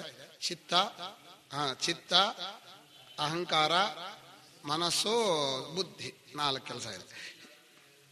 ಇದರಲ್ಲಿ ಮನಸ್ಸಿಂದು ಸಂಕಲ್ಪ ಆಯಿತು, ಬುದ್ಧಿದು ಅಧ್ಯವಸಾಯ ಆಯಿತು, ಅಹಂಕಾರ ಎಲ್ಲ ಕಡೆಯಲ್ಲೂ ಇದೆ. ಇದು ಇನ್ನು ಅಲ್ಲಿಂದ ಅಲ್ಲಿವರೆಗೂ ಅಹಂಕಾರವನ್ನೇ ಹೇಳ್ತಾ ಇರೋದು, ನಾನು ನಾನು ಅಂತ. ಇನ್ನು ಚಿತ್ತ ಅನ್ನೋದು ತಾನೆ ಯೋಚನೆ ಮಾಡಿ ಕಾಮಯೇ ಚೇತಯತೆ ಕಾಮಯತೆ ಅಂತ ಇಟ್ಕೋಬಹುದು. ಅಷ್ಟು 4 ಹೇಳ್ಬೇಕಂತಿಲ್ಲ, ಅದು ಒಂದೇ 4 ವಿಷಯವೇ ಹೇಳ್ತಾ ಇದೆ. ಅಧ್ಯವಸಾಯಾಧೀನ್. ವಿಚಿಕಿತ್ಸಾ ಅನ್ನೋದು ಮನಸ್ಸಿಂದೇ ಒಂದು ಸ್ವಭಾವ. ಸಂಶಯಾತ್ಮ ವಿನಶ್ಯತಿ, ಸಂಶಯ ಬಂದ್ರೆ ಬಹಳ ಹಾಳ ಹೋಗ್ಬಿಡ್ತೀವಿ ಅಂತ. ಹೀಗೆ ಅಂತಃಕರಣದ ಧರ್ಮಗಳನ್ನ ತನ್ನ ಮೇಲೆ ಹಾಕೊಂಡು, ನಾನು ಸಂಶಯ ಪಟ್ಟೆ, ನಾನು ನಿಶ್ಚಯ ಮಾಡಿದ್ದೀನಿ, ನಾನು ಸಂಕಲ್ಪ ಮಾಡಿದ್ದೀನಿ, ನಾನು ಆಸೆ ಪಟ್ಟಿದ್ದೀನಿ ಇತ್ಯಾದಿಗಳನ್ನ ತನ್ನ ಮೇಲೆ ಹಾಕೋತಾನೆ ಅಂತ ಹೇಳಿದ್ರು. ಏವಂ ಅಹಂ ಪ್ರತ್ಯಯನಂ ಅಶೇಷ ಸ್ವಪ್ರಚಾರ ಸಾಕ್ಷಿಣಿ ಪ್ರತ್ಯಗಾತ್ಮನ್ಯಧ್ಯಸ್ಯ. ಇಷ್ಟು ಹೇಳಿದ ಮೇಲೆ ಎಲ್ಲ ಕಡೆಯಲ್ಲೂ ನಾನು ನಾನು ಅಂತಿತ್ತಲ್ಲ, ದೇಹ ನಾನು, ಇಂದ್ರಿಯಗಳು ನಾನು, ಅಂತಃಕರಣ ನಾನು ಅಂತ. ಆ ಜಾಗದಲ್ಲಿ, ಒಂದು ಜಾಗದಲ್ಲಿ ಮಾತ್ರ ಅಂತಃಕರಣ ಇದೆಯಲ್ಲ, ಅದು ಸಹಜವಾಗಿ ಒಂದು ನಾನೂನೋ ಒಂದು ವೃತ್ತಿಯನ್ನು ಇಟ್ಕೊಂಡಿದೆ. ಈ ನಾನೂನೋ ವೃತ್ತಿ ಬಗ್ಗೆ ಈ ವಿಸ್ತಾರ ಮಾಡಿದ್ದಾರೆ, ಅದೊಂದು ಚೂರು ಓದ್ಬಿಡ್ತೇನೆ. ಯಾಕೆಂದ್ರೆ ಈ ವಿವೇಕಕ್ಕೆ ಇದು ಬಹಳ ಮುಖ್ಯವಾದ್ದು. ಪುಟ ಹೇಳ್ಬಿಡ್ತೇನೆ, ಒಂದು ನಿಮಿಷ. 89ನೇ ಪುಟ, 89ನೇ ಪುಟದಲ್ಲಿ ಏವಂ ಅಹಂ ಪ್ರತ್ಯಯನಂ ಅಶೇಷ ಸ್ವಪ್ರಚಾರ ಸಾಕ್ಷಿಣಿ ಪ್ರತ್ಯಗಾತ್ಮನಿ ಅಧ್ಯಸ್ಯ ಅಂತ ಕಪ್ಪಕ್ಷರದಲ್ಲಿ ಹಾಕಿದ್ದಾರೆ ಬಲಗಡೆಯಲ್ಲಿ. ಅಲ್ಲಿ ಅಹಮಿತಿ ಪ್ರತ್ಯಯೋ ಯತ್ರ ಸೋಯಂ ಅಹಂ ಪ್ರತ್ಯಯಿ, ನಾನು ಅನ್ನೋ ಪ್ರತ್ಯಯ ಬರೋದು ಮನಸ್ಸಿನಲ್ಲಿ. ಆದ್ರಿಂದ ಅಹಂ ಪ್ರತ್ಯಯಾಶ್ರಯೋ ಜ್ಞಾತ. ಅಹಂ ಪ್ರತ್ಯಯ, ನಾನು ಅನ್ನೋ ಅರಿವು ಬರುವುದಕ್ಕೆ ಆಧಾರವಾದ ಮನಸ್ಸಿನ ಒಂದು ಭಾಗ, ಅದೇನೋ ಒಂದು ಕೆಟ್ಟ ಚಾಳಿ. ಅದಕ್ಕೆ ಯಾವುದಕ್ಕಾದ್ರೂ ಹೋಗ್ಲಿ ನಾನು ನಾನು ನಾನು ಅಂತ ಬರುತ್ತೆ. ಅದು ಮೊದಲು ಸಾಕ್ಷಿಯ ಅರಿವನ್ನ ಅಂತಃಕರಣ ತಗಲಿದ ಕೂಡಲೇ ಮೊದಲಿಗೆ ಬರುವಂತಹದ್ದು ನಾನು ಅನ್ನುವಂಥದ್ದು ಅಲ್ಲ. ಬುದ್ಧಿ ಅನ್ನೋದು ಮುಂದೆ ಅನುಭವದಿಂದ ತಿಳ್ಕೊಳ್ಳೋ ನಿಶ್ಚಯ ಮಾಡೋದು. ನಾನು ಅನ್ನೋ ಅಹಂಕಾರ ಇದೆಯಲ್ಲ, ಸಾಕ್ಷಿ ಮುಂದೆ ಇದನ್ನೇ ವಿಸ್ತಾರವಾಗಿ ಹೇಳ್ತಾರ ಅವರು ಹ್ಯಾಕ್ ಬರುತ್ತೆ ಅಂತ. ಚಿದಾಭಾಸ ಅಂದ್ರೆ ಚೈತನ್ಯದ ಒಂದು ಆಭಾಸ ಅಂತಃಕರಣದ ಇದಕ್ಕೆ ತಗುಲಿದಾಗ ನಾನು ಅಂತ ಎದ್ಕೊಳ್ಳುತ್ತೆ. ಅದು ಅಂತಃಕರಣ ಮೊದಲೇ ಇರುತ್ತೋ ನೀವು ಕೇಳೋ ಹಾಗಿಲ್ಲ. ನಾನು ಎದ್ಕೊಳ್ಳೋದು, ಅಂತಃಕರಣ ಇರೋದು, ಕಲ್ಪನೆ ಮಾಡ್ಕೊಳ್ಳೋದು ಎಲ್ಲ ಒಟ್ಟಿಗೆ ಸೇರಿ ಚೈತನ್ಯವೂ ಅಂತಃಕರಣ ಸೇರಿ ಬಂದಿರುವಂಥ ಒಂದು ನಾನು ರೂಪ. ಇಲ್ಲಿ ಬರೀತಾರೆ, ಮುಂದೆ ಒಂದು ಚೂರು ಹೇಳ್ತೀನಿ. ಇನ್ನು ಸ್ವಲ್ಪ ಕೆಳಕ್ಕೆ ಹೋಗೋಣ, ನಾನು ಪೂರ್ತಿ ಓದಲ್ಲ ಯಾಕಂದ್ರೆ ಸಮಯವೂ ಇಲ್ಲ. ಅಹಂ ರೂಪಮಪಿ ಅಂತಃಕರಣ ಧರ್ಮ ಏವ. ಆ ಮಧ್ಯದಲ್ಲಿ ಸ್ವಲ್ಪ ಮೇಲ್ಭಾಗದಲ್ಲಿ ನೋಡಿ, ನ ಆತ್ಮಧರ್ಮ ಅಂತಃಕರಣಂ ಹಿ ಚಿತ್ ಸಾನ್ನಿಧ್ಯವಶಾತ್ ಚಿವ ಅವಭಾಸಮಾನಂ ಅಂತಃಕರಣಂ ಅಹಂ ಪ್ರತ್ಯಾಶ್ರಯೋ ಭವತಿ. ಆ ವಾಕ್ಯ ಬಹಳ ಮುಖ್ಯ. ಅಂತಃಕರಣವು ಚಿತ್ ಸಾನ್ನಿಧ್ಯ, ಚೈತನ್ಯದ ಹತ್ತಿರ ಇರೋದ್ರಿಂದ. ನಮಗೆ ಹತ್ತಿರ ಅನ್ನೋ ಶಬ್ದ ಈಗ ಬರ್ತಾ ಇರೋ ಅನುಭವ ದೃಷ್ಟಿಯಿಂದ ಕೇವಲ ಚೈತನ್ಯಕ್ಕೆ ಹತ್ತಿರವೂ ಇಲ್ಲ, ದೂರವೂ ಇಲ್ಲ. ಎಲ್ಲಿ ಅಭಿವ್ಯಕ್ತವಾಗ್ತಾನೋ ಆತ್ಮ, ಆ ಸ್ವರೂಪವನ್ನು ಇಟ್ಕೊಂಡು ಕೇವಲನಾದ ಜೀವನ ಚೈತನ್ಯ ಸ್ವರೂಪ ಇಟ್ಕೊಂಡು ಹತ್ತಿರದಲ್ಲಿರೋದು ಅಂತಃಕರಣ. ಅದು ಅದರ ಹತ್ರ ಇರೋದ್ರಿಂದ ಚಿದಿವ ಅವಭಾಸಮಾನಂ, ಚೈತನ್ಯದಂತೆ ಇದು. ಉದಾಹರಣೆ ಹೇಳ್ತಾರೆ, ಎಂಥದೋ ಒಳ್ಳೆಯ ಮರಕತ ಮಣಿಯನ್ನು ಹಾಲಲ್ಲಿ ಹಾಕಿದರೆ ಪರೀಕ್ಷೆಗೆ ಹಾಲೆಲ್ಲ ಹಸಿರಾದ್ರೆ ನಿಜವಾದ ಮರಕತ ಮಣಿ ಅಂತ ಭಾಷ್ಯಕಾರರು ಬೃಹದಾರಣ್ಯಕ ಕೊಟ್ಟಿದ್ದಾರೆ. ಹಾಗೆ ಚೈತನ್ಯ ಬುದ್ಧಿಯಲ್ಲಿ ಬಂದಾಗ ಇಡೀ ಬುದ್ಧಿಯೆಲ್ಲ ಅರಿವು. ಹಾಗೆ ಕಬ್ಬಿಣದಲ್ಲಿ ಇಡೀ ಪೂರ್ತಿ ಬೆಂಕಿ ಉಷ್ಣ ವ್ಯಾಪಿಸ್ಕೊಳ್ಳುತ್ತೋ ಹಾಗೆ ಅರಿವು ಅನ್ನೋದು ಅಂತಃಕರಣ ಪೂರ್ತಿ ವ್ಯಾಪಿಸ್ಕೊಂಡಾಗ ನಾನೋ ಅಂತ ಎದ್ಕೊಳ್ಳುತ್ತೆ. ಅದು ಮಿಶ್ರ ವಸ್ತು, ಸ್ವತಂತ್ರ ವಸ್ತು ಅಲ್ಲ. ಬರೀ ಅಂತಃಕರಣವೂ ನಾನಿಲ್ಲ, ಬರಿಯ ಸಾಕ್ಷಿಗೂ ನಾನಿಲ್ಲ. ಇದನ್ನೇ ಏತದೇವ ಅಹಂ ಪ್ರತ್ಯಾಲಂಬನಂ ಭವತಿ ವ್ಯವಹಾರೇ ದೇಹಾದಿರಪ್ಯೇತದಯ ವಿವೇಕಾತ್. ಇಲ್ಲಿ ಇಯಾಸ್ತು ವಿಶೇಷ, ಇಲ್ಲೊಂದು ವಿಶೇಷ ಹೇಳ್ತಾರೆ. ದೇಹಾದಿಗಳಲ್ಲಿ ನಾನು ಅನ್ನೋ ಪ್ರತ್ಯಯ ಬರುತ್ತೆ. ಈ ನಾನು ಅನ್ನೋದು ಅಂತಃಕರಣವನ್ನು ಸಾಕ್ಷಿಯನ್ನು ಬೆರೆಸಿದಾಗ ಬಂದ ಒಂದು ಆಭಾಸ ವಸ್ತು. ಆಭಾಸ ವಸ್ತು ಅಂತ ಹೇಳುವ ಏನಾಗತ್ತೆ ಅಂದ್ರೆ, ಈಗ ಒಂದು ಉದಾಹರಣೆ ಹೇಳ್ಬೋದು. ದೃಷ್ಟಾಂತದಲ್ಲಿ ವಿವಕ್ಷಿತಾಂಶ ತಗೋಬೇಕು. ಬೆಳಕಿದೆ, ವಸ್ತು ಮೇಲೆ ಬಿದ್ದಿದೆ. ವಸ್ತು ಕಾಣೋದು ಬೆಳಕು ಬಿದ್ದಾಗ, ಬೆಳಕು ಕಾಣೋದು ವಸ್ತು ಮೇಲೆ ಬಿದ್ದಾಗ. ಬೆಳಕು ಅದರ ಮೇಲೆ ಬಿದ್ದರೆ ಕಾಣುತ್ತೆ. ಬರೀ ಆಕಾಶದಲ್ಲಿ ಇಲ್ಲಿ ಬೆಳಕು ಕಾಣಲ್ಲ, ಬೆಳಕಿಲ್ಲದ ವಸ್ತು ಕಾಣಲ್ಲ. ಸ್ಪಷ್ಟ ತಾನೆ? ದೃಷ್ಟಾಂತ ಚೆನ್ನಾಗಿದೆ, ಆದ್ರೆ ಈ ದಾಷ್ಟಾಂತಿಕ ಅನುಭವ ಬರಬೇಕಲ್ಲ. ಕೇವಲ ಅಂತಃಕರಣ ಕಾಣಲ್ಲ, ಬರಿಯ ಸಾಕ್ಷಿ ಇಲ್ಲಿದ್ರೆ ಅದು ಕಾಣಲ್ಲ, ನಾನು ಅರಿವಿಲ್ಲ ಅದಕ್ಕೆ. ಅಂತಃಕರಣದ ಮೇಲೆ ಚೈತನ್ಯ ಅರಿವು ಬಿದ್ದು ಕೂಡಲೇ ನಾನ್ ಸ್ವಾಮಿ ಅಂತಾನೆ. ಆ ನಾನು ಅನ್ನೋದೇ ಅಂತಃಕರಣ ಮತ್ತು ಚೈತನ್ಯದ ಸಂಬಂಧದಿಂದ ತೋರುವಂತಹದ್ದು. ಈ ಚೈತನ್ಯ ಅಂತಃಕರಣಕ್ಕೆ ಹೇಗೆ ಸೇರ್ತು ಅಂತ ನೀವು ಕೇಳಿದ್ರೆ ಯುಕ್ತಿ ಇಲ್ಲ, ಸೇರಿದ್ದ ಅನುಭವ ಬರುತ್ತೆ. ಈಗ ಯಾವಾಗ ಬಿಡಿ ಬಿಡಿಯಾಗಿತ್ತೋ, ಯಾವತ್ತು ಸೇರ್ತೋ, ಈಗ ನಿದ್ದೆಯಿಂದ ಎದ್ದ ಕೂಡಲೇ ಮನಸ್ಸಲ್ಲಿ ನಾನು ಬರತ್ತ. ನೀವೇ ನಿಮ್ಮ ಅನುಭವ ನೋಡ್ಕೊಳ್ಳಿ. ಯಾವಾಗ ಮನಸ್ಸು ಬಂತು, ಯಾವಾಗ ನಾನು ಅನ್ನೋದು ಬಂತು, ಅದು ಹೇಗೆ ಸಾಕ್ಷಿ ಅಂತಃಕರಣದಲ್ಲಿ ತನ್ನ ಚೈತನ್ಯವನ್ನ ಸೇರಿಸಿದ ಅಂದ್ರೆ ಬಿಡಿಸೋಕ್ ಬರಲ್ಲ. ಅದಕ್ಕೆ ಇಲ್ಲಿ ಮುಂದೆ ಭಾಷ್ಯಕಾರ ನಮ್ಮ ಗುರುಗಳು ಬರೀತಾರೆ, ಚೆನ್ನಾಗಿ ನೋಡಿ, ಸಲ ಓದ್ಬಿಡ್ತೀನಿ. ದೇಹಾದಿ ಇದಂ ಬುದ್ಧಿ ವಿಷಯೋಪಿ ಭವತಿ ಅನಾತ್ಮಯ ಸುವಿವೇಚನ. ದೇಹವನ್ನ ಇದು ನೋಡಬಹುದು ಸುಲಭವಾಗಿ, ವಿವೇಕದಿಂದ ದೇಹವನ್ನು, ಇಂದ್ರಿಯವನ್ನು, ಮನಸ್ಸನ್ನು ಇದು ಅಂತ ನೋಡಬಹುದು. ದೇಹಾದಿ ಅಹಂ ಪ್ರತ್ಯಯಿತೋ ಚಿದಾಭಾಸಯುತೋ ಅಹಂಕಾರ ಬಾಹ್ಯ ವಿಷಯಾಪೇಕ್ಷೆಯ ಪ್ರತ್ಯಕ್ತ್ವಾತ್ ಕುತ್ರಚಿದಪಿ ವ್ಯವಹಾರೇ ಇದಂ ರೂಪೇಣ ಅಪ್ರತಿಭಾಸಮಾನತ್ವಾಚ ನಾತ್ಮನಸ್ಸಕಾಶ ವಿವೇಚನ. ಈ ನಾನು ಮಾತ್ರ ವಿಂಗಡಿಸೋದು ಕಷ್ಟ ಸಾಮಾನ್ಯ ಜನರಿಗೆ ವ್ಯವಹಾರದಲ್ಲಿ. ದೇಹಾದಿಗಳಾದ್ರೆ ಅವ್ರಿಗೆ ಕಾಣಿಸುತ್ತೆ, ಆದ್ರಿಂದ ನನಗೂ ಕಾಣಿಸುತ್ತೆ ಅಂತ. ನನಗೆ ಕಾಣಿಸಲ್ಲ, ಆದ್ರೆ ಇಟ್ಕೊಂಡಿದೀವಿ ನಾವು. ಇದಂ ಅನ್ನೋ ಬುದ್ಧಿ ಬರುತ್ತೆ. ಈ ನಾನು ಅನ್ನೋದು ಇದಂ ಬುದ್ಧಿಗೆ ಸಿಗೋದಿಲ್ಲ.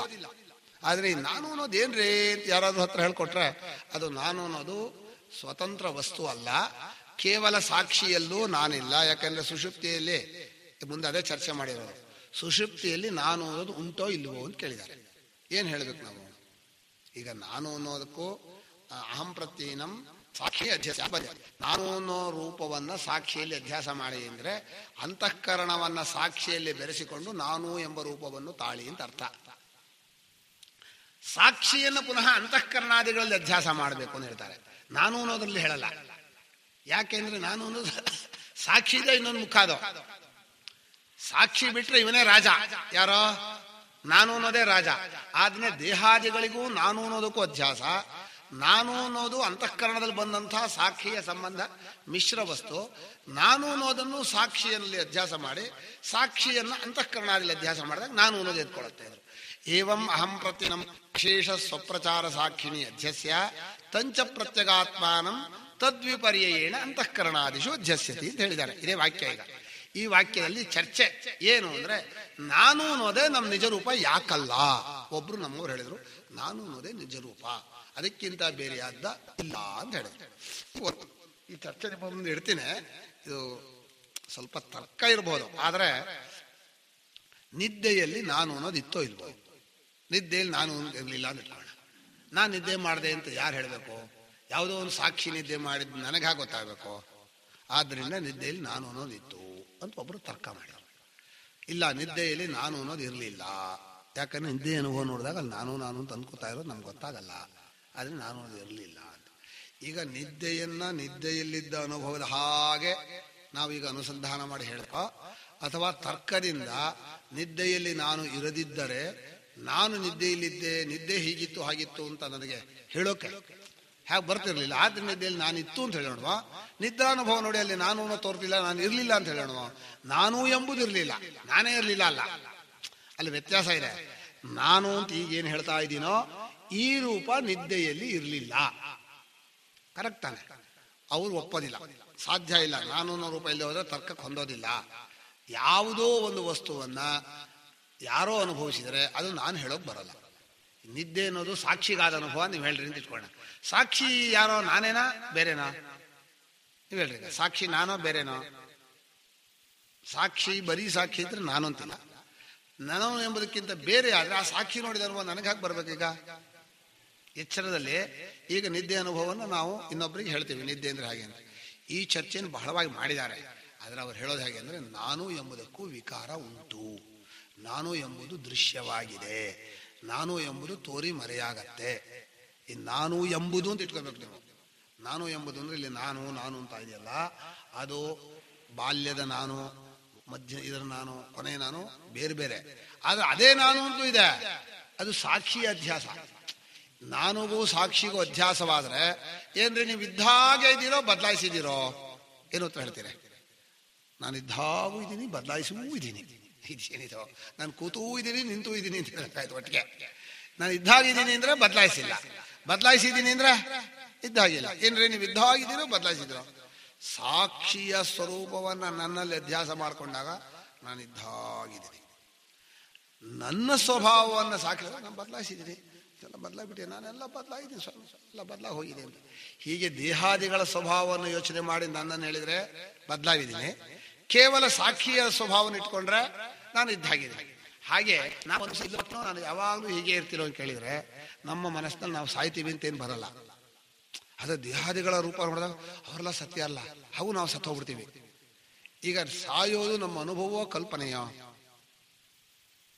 ಸಾಕ್ಷಿಯ ಸ್ವಭಾವವನ್ನು ಇಟ್ಕೊಂಡಾಗ ನಾವು ಸಾಯಲ್ಲ, ದೇಹಾದಿಗಳ ಸ್ವಭಾವವನ್ನು ಇಟ್ಕೊಂಡ್ರೆ ಸಾಯೋ ಹಾಗೆ ಕಲ್ಪನೆ ಬರುತ್ತೆ. ದೇಹಾದಿಗಳು ಒಂದು ರೀತಿಯಿಂದ ತೋರಿಕೆ. ಅದು ತೋರಿಕೆ ಅಂದ್ರೆ ಬರೀ ಕಲ್ಪಿತ ವಸ್ತು. ಕಲ್ಪಿತ ವಸ್ತುವಿಗೆ ಸಾವುಂಟೋ? ಇಲ್ಲ. ನಿಜವಾದ ವಸ್ತುವಿಗೆ ಸಾವುಂಟೋ? ಇಲ್ಲ. ಕಲ್ಪಿತ ವಸ್ತುವನ್ನು ನಿಜವಾಗಿದೆ ಅಂತ ಇಟ್ಕೊಂಡ್ರೆ ಸಾವುಂಟು ಅದಕ್ಕೆ. ಅಂದ್ರೆ ಕಲ್ಪಿತ ದೃಷ್ಟಿಯಿಂದ ಸಾವು ಹೇಳಬಹುದು. ಈಗ ಲೋಕದಲ್ಲಿ ಸತ್ತ ಅಂತ ಹೇಳೋದು ಹೇಗೆ ಅಂತ, ಇದು ಸ್ವಲ್ಪ ವಿಷಯ ಆಳ ಇರಬಹುದು. ಈಗ ಯಾತಕ್ಕೆ ಹೇಳ್ತಾ ಇದ್ದೀನಿ ಅಂದ್ರೆ, ಅಹಂ ಪ್ರತಿಯನ್ನು ಸಾಕ್ಷಿಯನ್ನು ಪರಸ್ಪರ ಅನ್ಯೋನ್ಯಾಧ್ಯಾಸ ಮಾಡಿದ್ದೀರಿ ಅಂತ ಹೇಳ್ತಾ ಇದ್ದಾರೆ ಶಂಕರಾಚಾರ್ಯರು. ಈ ಅಧ್ಯಾಸ ನಾನು ಎಂಬುದಕ್ಕೂ ಕೇವಲನಾದ ಅರಿವಿನ ರೂಪದ ಅವಸ್ಥೆಗಳನ್ನೆಲ್ಲ ಬೆಳಗ್ತಾ ಇರುವ ಸಾಕ್ಷಿಗೂ ಇರುವ ಅಧ್ಯಾಸ. ಆ ನಾನು ಅನ್ನೋದು ಬರೀ ನಾನು ಅನ್ನೋದಿಲ್ಲ. ಅದಕ್ಕೆ ಇಲ್ಲ ಅವರು ಭಾಷ್ಯಕಾರರು ಇವರು ಹೇಳಿದ್ರು, ಈ ನಾನು ಅನ್ನೋದು ಬಿಡಿಸೋದು ಕಷ್ಟ. ಸುವಿವೇಚನ ದುರ್ವಿವೇಚನ ಅಂತ ಬರೆಯಾರೆ. ದುಃಖೇನ ವಿವೇಕ್ತುಂ ಶಕ್ಯ. ದುಃಖದಿಂದ ಬಿಡಿಸಿಕೊಂಡು ತಿಳ್ಕೋಬೇಕು. ಈ ನಾನು ಎಂಬುದು ಹೇಗೆ ಬಿಟ್ಟು ಹೋಗ್ತಾ ಇದೆ. ಹಾಗಾದ್ರೆ ಅರಿವಿನ ಸ್ವರೂಪನಾದ ಸಾಕ್ಷಿ ನಾನು ಹೌದೋ ಅಲ್ವೋ? ಅದು ನಾನು ಅಂತ ತಿಳ್ಕೋಬೇಕು, ನೀನು ಅಂತ ತಿಳ್ಬೇಕು, ಅದು ಅಂತ ತಿಳ್ಕೋಬೇಕು. ಸಾಕ್ಷಿಯನ್ನು ಅದು ಅಂತ ತಿಳ್ಕೊಂಡ್ರೆ ಮತ್ತೆ ಯಾರು ನಾನು? ಅದು ಅಂತ ತಿಳ್ಕೊ. ಸಾಕ್ಷಿಯನ್ನು ನೀನು ಅಂತ ಹೇಳೋಕ್ಕಾಗಲ್ಲ, ನಾನು ಅಂತ ಹೇಳೋಕ್ಕಾಗಲ್ಲ, ಅದು ಅಂತ ಹೇಳೋಕ್ಕಾಗಲ್ಲ. ಆದರೆ ಸಾಕ್ಷಿ ಅಂದ್ರೆ ಅದು ಏನದು? ಹೀಗೆಲ್ಲ ಪ್ರಶ್ನೆ ಬರುತ್ತಲ್ಲ. ಈ ಜಾಗದಲ್ಲಿ ಎರಡು ಉತ್ತರ ಹೇಳಬೇಕು. ಒಂದು, ಕೇವಲ ಸಾಕ್ಷಿಗೆ ಎಲ್ಲವೂ ತಾನೇ ಆಗಿರೋದ್ರಿಂದ ನಾನು ನೀನು ಅದು ಇಲ್ಲ, ಅದನ್ನ ಅದು ಶಬ್ದಗೋಚರ ಅಲ್ಲ. ಇನ್ನು ಈ ನಾನಿದೆಯಲ್ಲ, ಇದು ಎಚ್ಚರದಲ್ಲಿ ಮಾತ್ರ ಒಂದು ದೇಹಾದಿಗಳ ಜೊತೆಯಲ್ಲೇ ಅಂತಃಕರಣದಲ್ಲಿ ತೋರ್ಕೊಳ್ಳುವಂತಹ ನಾನು. ಇದು ವಿಕಾರವಾದ. ಕೆಲವು ಸಲ ಇದರ ಧರ್ಮವನ್ನ ಸಾಕ್ಷಿಯಲ್ಲೋ, ಸಾಕ್ಷಿಯ ಧರ್ಮವನ್ನ ನಾನುವಿನಲ್ಲೋ ಹಾಕೊಂಡು ವ್ಯವಹಾರ ಮಾಡ್ತಾ ಇದ್ದೀವಿ. ಇದನ್ನು ಬಿಡಿಸ್ಕೊಳ್ಳೋದು ಸಾಕ್ಷಿಯಲ್ಲಿ ನಾನು ಅಂತ ತಿಳ್ಕೊಳ್ಳೋದೆ ಆತ್ಮೀಕತ್ವ ಅಂತ ಹೇಳ್ತಾರೆ. ಇದನ್ನು ಬಿಡಿಸ್ಕೊಂಡು ಸಾಕ್ಷಿ ಅಂತ ತಿಳ್ಕೊಳ್ಳುವಾಗ ಏನಂತ ಹೇಳಬೇಕು ಅಂದ್ರೆ ಅಹಂ ಬ್ರಹ್ಮಾಸ್ಮಿ ಅಂತ ಹೇಳ್ಬೇಕಂತೆ. ಅರೆ ಅಹಂ ಯಾಕೆ ಹೇಳ್ಬೇಕು? ತ್ವಂ ಶಬ್ದದಿಂದ ಹೇಳ್ರಿ ಸಾಕ್ಷಿ ಅಂದ್ರೆ ಆಗಲ್ಲ. ಈಗ ಸಾಕ್ಷಿಗೆ ಯಾವ ಶಬ್ದವೂ ಬಳಸೋಕ್ ಬರಲ್ಲ ಅಂತ ಒಂದು ಹೇಳಿದ್ವಿ. ಅದು ಅಂತ ಆಗಬಹುದು, ನೀನು ಅಂತ ಆಗ್ಬಹುದು, ನಾನು ಅಂತ ಆಗ್ಬಹುದು, ಮೂರು ಹೊಂದದೇ ಇರುವ ಶಬ್ದ. ಆದ್ರೆ ಮೂರಲ್ಲಿ ಯಾವುದು ಸ್ವಲ್ಪ ಅಂದ್ರೆ ಅದಕ್ಕೇನು ಹೇಳೋಣ, ಹೊಂದಿಸಬಹುದು ಅಂತ. ಅದಕ್ಕೆ ನಮ್ಮ ವಾರ್ತೆಕಾರ ಹೇಳ್ತಾರೆ, ಇರೋದ್ರಲ್ಲಿ ಇವನು ವಾಸಿ. ಮೂರು ತಪ್ಪಾದರೂ ಇರೋದ್ರಲ್ಲಿ ಇವನು ವಾಸಿ. ಯಾರು ವಾಸಿ? ನಾ ಅಹಂ ಅನ್ನೋದು ವಾಸಿ. ಹಾಗೆ ಅಂದ್ರೆ ಪ್ರತ್ಯಕ್ತ್ವಾ. ಈ ವ್ಯವಹಾರ ದೃಷ್ಟಿಯಲ್ಲಿ ಎಲ್ಲವೂ ಹೊರಗಿದ್ರೆ ಈ ನಾನು ಅನ್ನೋದು ಒಳಗಿದೆ. ಜಗತ್ತಿನ ದೃಷ್ಟಿಯಲ್ಲಿ ಒಳಗಿದೆ, ಸಾಕ್ಷಿನೂ ಒಳಗಿದ್ದಾರೆ. ಆದ್ರಿಂದ ಅಹಂ ಶಬ್ದ ಅದಕ್ಕೆ ಬಳಸಬಾರದು. ಅತಿ ಸೂಕ್ಷ್ಮತ್ವ. ಈ ಹೊರಗಡೆ ಇರೋ ಎಲ್ಲಾ ಪದಾರ್ಥಕ್ಕಿಂತಲೂ ನಾನು ಅನ್ನೋ ಸೂಕ್ಷ್ಮ, ಸಾಕ್ಷಿಯು ಸೂಕ್ಷ್ಮ. ಆದ್ರೆ ನಾನು ಅನ್ನೋ ಪದವನ್ನು ಸಾಕ್ಷಿ ಹಾಕಬಾರದು. ಆಮೇಲೆ ಆತ್ಮದೃಷ್ಟಿ ಅನುಶೀಲನ. ಆ ಚೈತನ್ಯದ ಸ್ವಭಾವನೆಲ್ಲ ಇದು ಕದ್ಕೊಂಡಿದೆ ಅಂದ್ರೆ ಅಧ್ಯಾಸದಿಂದ ತನಗೆ ಬಂತು ಅಂತ ಹೇಳ್ಕೊತಾ ಇದೆ. ನಾನೇ ರಾಜ, ನಂದೇ ಎಲ್ಲ, ನಾನು ಹೇಳಿದಾಗೆಲ್ಲ ಕೇಳಬೇಕು, ನನಗೋಸ್ಕರ ಎಲ್ಲ ಇರೋದು ಅಂತ ಈ ಈಗೋ ಕೂತ್ಕೊಂಡು ಇದೇ ಎಲ್ಲ ಇಡೀ ವ್ಯವಹಾರದ ಮೇಟಿ ಸೆಂಟರ್ ಪಾಯಿಂಟ್ ಅದು ಕೂತ್ಕೊಂಡು ಎಲ್ಲ ನಡೆಸ್ತಾ ಇದೆ. ಅದು ಸಾಕ್ಷಿಯ ಧರ್ಮವನ್ನೆಲ್ಲ ತಗೊಂಡು ಬಂದಿರೋದು. ನಾನೇ ಸರ್ವಜ್ಞ, ನಾನೇ ಸರ್ವಶಕ್ತ, ನಾನು ಯಾವಾಗಲೂ ಇದ್ದಾಗಿರ್ತೇನೆ, ನನಗೋಸ್ಕರ ಎಲ್ಲ ಇದೆ, ಈ ನಾನು ಬದಲಾಗಿಲ್ಲ, ಇದೆಲ್ಲ ಅಲ್ಲಿಂದ ಬಂದದ್ರಿಂದ ಆ ಅಹಂ ಶಬ್ದದಲ್ಲಿ ಇಷ್ಟು ಅರ್ಥ ಇರೋದ್ರಿಂದ ಅಹಂ ಶಬ್ದದಿಂದ ಲಕ್ಷಣೆಯಾಗಿ ಹೇಳ್ತೀವಿ. ಅಹಂ ಶಬ್ದದ ಅರ್ಥ ಅಲ್ಲ.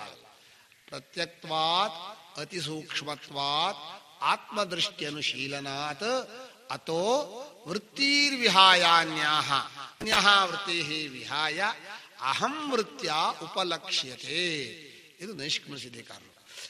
ಇಲ್ಲಿ ಇಲ್ಲೊಂದು ಶ್ಲೋಕ ಇದೆ. ಇದನ್ನು 2 ಶ್ಲೋಕ ಹೇಳಿಬಿಡಿಸ್ಬಿಡ್ತೀನಿ. ಯಾಕೆಂದ್ರೆ ಮುಖ್ಯವಾಗಿ ಹೇಳೋದನ್ನು ಹೇಳದೆ ಹೋದ್ರೆ ನಮಗೆ ದುಃಖ ಆಗತ್ತೆ. ವಿವಕ್ಷಿತಂ ಹಿ ಅನುಕ್ತಂ ಅನುತಾಪಂ ಜನಯತೆ. ಹೇಳೋ ಸ್ವಭಾವ ಇದ್ದವರಿಗೆ ಅದು.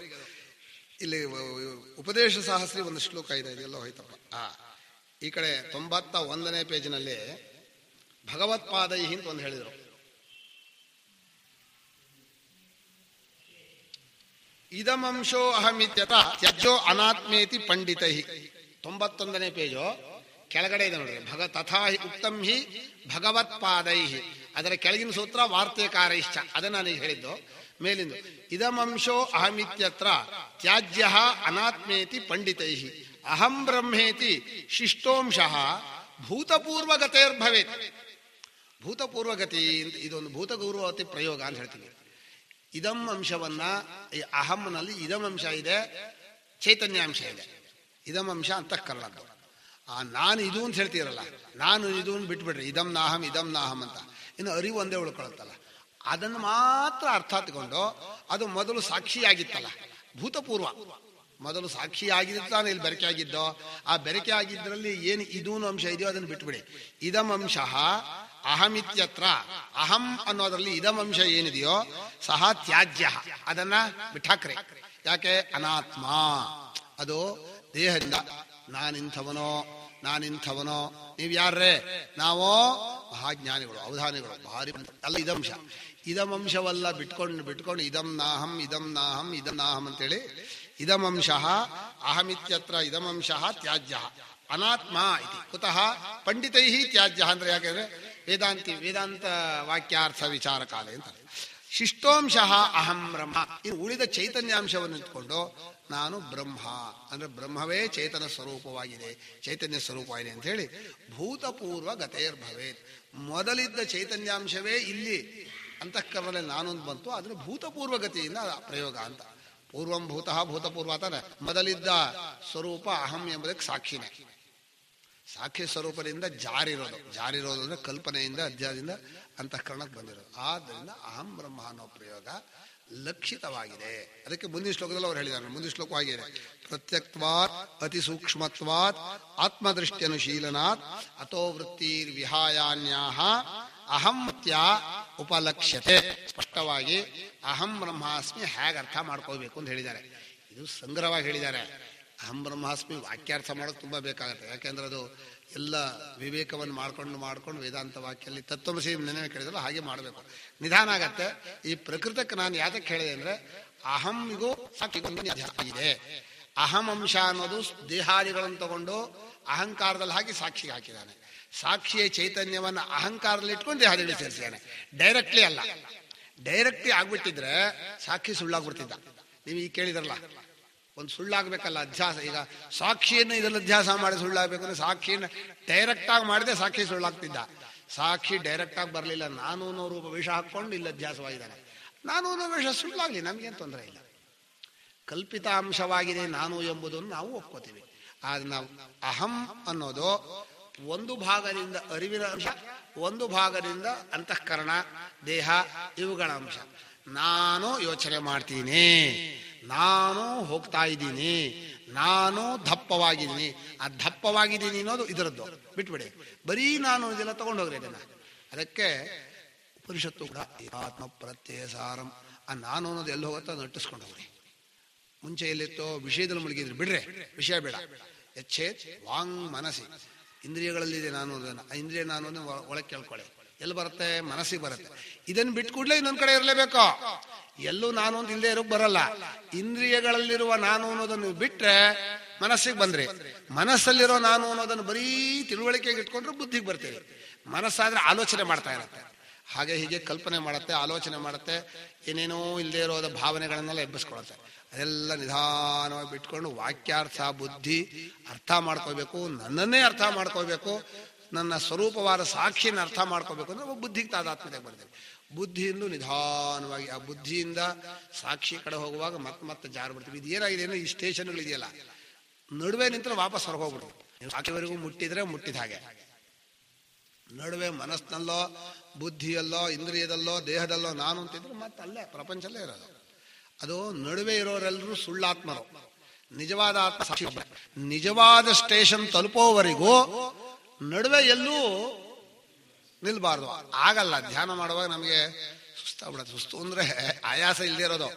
ನಿರಾಯಾಸವಾದ ಆತ್ಮನಲ್ಲಿ ನಿಲ್ಲೋದು ನಮ್ಗೆ ಆಯಾಸ. ಆಯಾಸ ಇರೋ ಕಡೆ ಪ್ರಪಂಚದಲ್ಲಿದ್ರೆ ಆಯಾಸ ಇಲ್ಲ, ಯಾಕಂದ್ರೆ ಅಭ್ಯಾಸ ಇದೆ. ಅಭ್ಯಾಸ ಮಾಡಿ ಮಾಡಿ ಪ್ರಪಂಚದಲ್ಲಿ ಇದ್ಬಿಡ್ತೀವಿ. ನಿರಾಯಾಸವಾದ ತದ್ಯಚ್ಛೇತ್ ಶಾಂತ ಆತ್ಮನಿ, ಶಾಂತೆ ನಿರಾಯಾಸೆ, ಎಂಥದೋ ಕಲ್ಪನೆ ಇಲ್ಲದ ಆರೋಪಗಳಿಲ್ಲದ ಕೇವಲ ಅದ್ವಿತೀಯನಾದ ಸ್ವರೂಪದಲ್ಲಿ ನಿಂತಾಗ ಇದಂ ಸರ್ವಂ ಯದಯಮಾತ್ಮ, ಈ ದೃಶ್ಯ, ಈ ದೇಹಾದಿಗಳು, ಆ ಪ್ರಪಂಚ ಎಲ್ಲ ಆತ್ಮನೇನೋ ಒಂದು ನಿಶ್ಚಯ ಜ್ಞಾನ ಬರುತ್ತೆ. ತೋರಿಕೆ ಹೋಗುತ್ತೆ ಅಂತ ಹೇಳಲ್ಲ ನಾನು.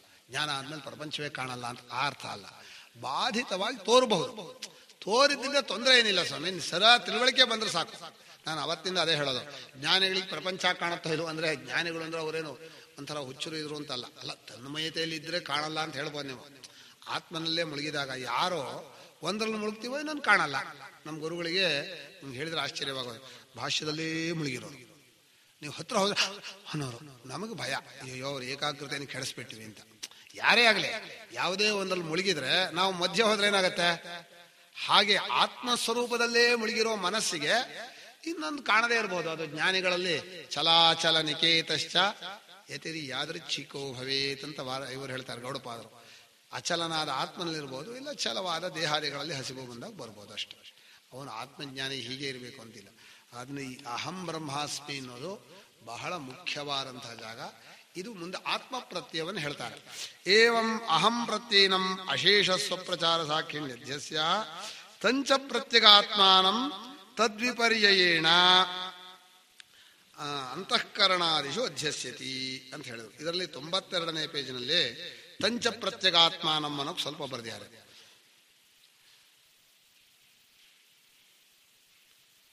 ಅಲ್ಲಿ ಒಂದು ಸ್ವಲ್ಪ ಓದ್ತೇನೆ. ತಂಚ ಪ್ರತ್ಯಗಾತ್ಮಾನಂ ಮಿಥ್ಯೈವ ಅಸ್ಮತ್ ಪ್ರತ್ಯಯ ಗೋಚರತ್ವೇನ ಸ್ವೀಕೃತಂ.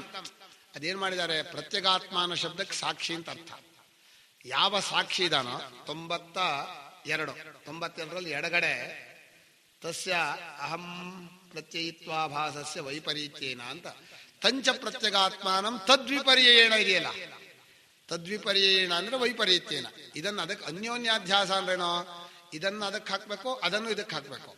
ಆದರೆ ಸಾಕ್ಷಿಯನ್ನ ಪ್ರತ್ಯಗಾತ್ಮ ಅಂತ ಕರೀತಾರೆ. ಪ್ರತ್ಯಗಾತ್ಮ ಅಂದ್ರೂ ಒಂದೇ, ಆತ್ಮ ಅಂದ್ರೂ ಒಂದೇ. ಆತ್ಮಶಬ್ದ ನಿರುಪಚರಿತವಾಗಿ ಅಂದ್ರೆ ಏನೂ ಪದ ಹಾಕದೆ ಸಾಮಾನ್ಯವಾಗಿ ಬಳಸಿದ್ರೆ, ಪ್ರಕರಣ ಏನೂ ಇಲ್ಲಿ ಹೋದ್ರೆ ಪರಮಾತ್ಮ ಅಂತ ಅರ್ಥ. ಪ್ರಕರಣ ಇದ್ದು ಬಿಟ್ರೆ ಬೇರೆ ಬೇರೆ ಅರ್ಥ ಬರ್ಬೋದು. ಅದು ಪ್ರಕರಣ ವಶಾತ್, ಸಾಹಚರ್ಯ ವಶಾತ್, ಕುತ್ರಚಿತ್ರ ಹೇಳ್ತೀವಲ್ಲ ಹಾಗೆ.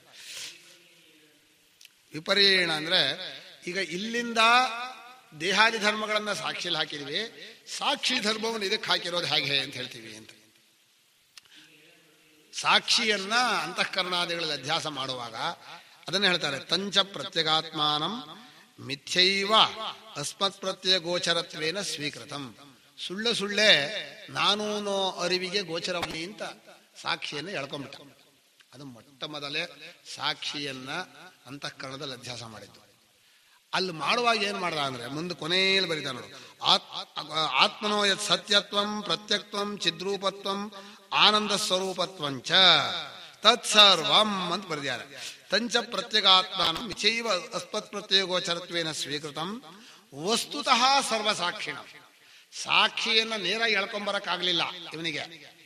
ಇವನೇನ್ ಮಾಡ್ದ, ನಾನು ವಿಷಯವನ್ನು ಹಾಕೊಂಡು ಎಳ್ಕೊಂಡು ಬಂದ. ಅವು ನಿಜವಾಗಿ ಸರ್ವಸಾಕ್ಷಿ.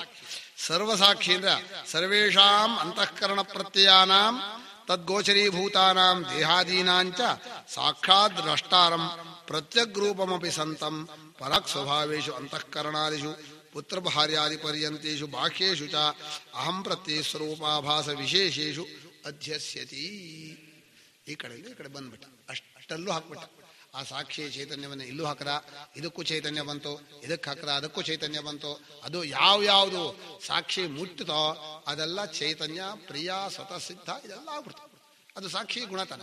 ಈ ಕೆಲವರು ಈ ಸ್ಪರ್ಶಮಣಿ ಅಂತಲೇ ಹೇಳ್ತಾರೆ. ಸ್ಪರ್ಶಮಣಿ ತೆಗೆಸಿದ್ರೆ ಅದು ಕಬ್ಬಣ ಆಗತ್ತೆ ಅಂತ. ಕಬ್ಬಣ ಚಿನ್ನ ಆಗತ್ತೆ, ಕಬ್ಬಣ ಆಗತ್ತೆ ಅಂದ್ಬಿಟ್ಟೆ. ಅದೇನೋ ನಾನು ನೋಡಿಲ್ಲ.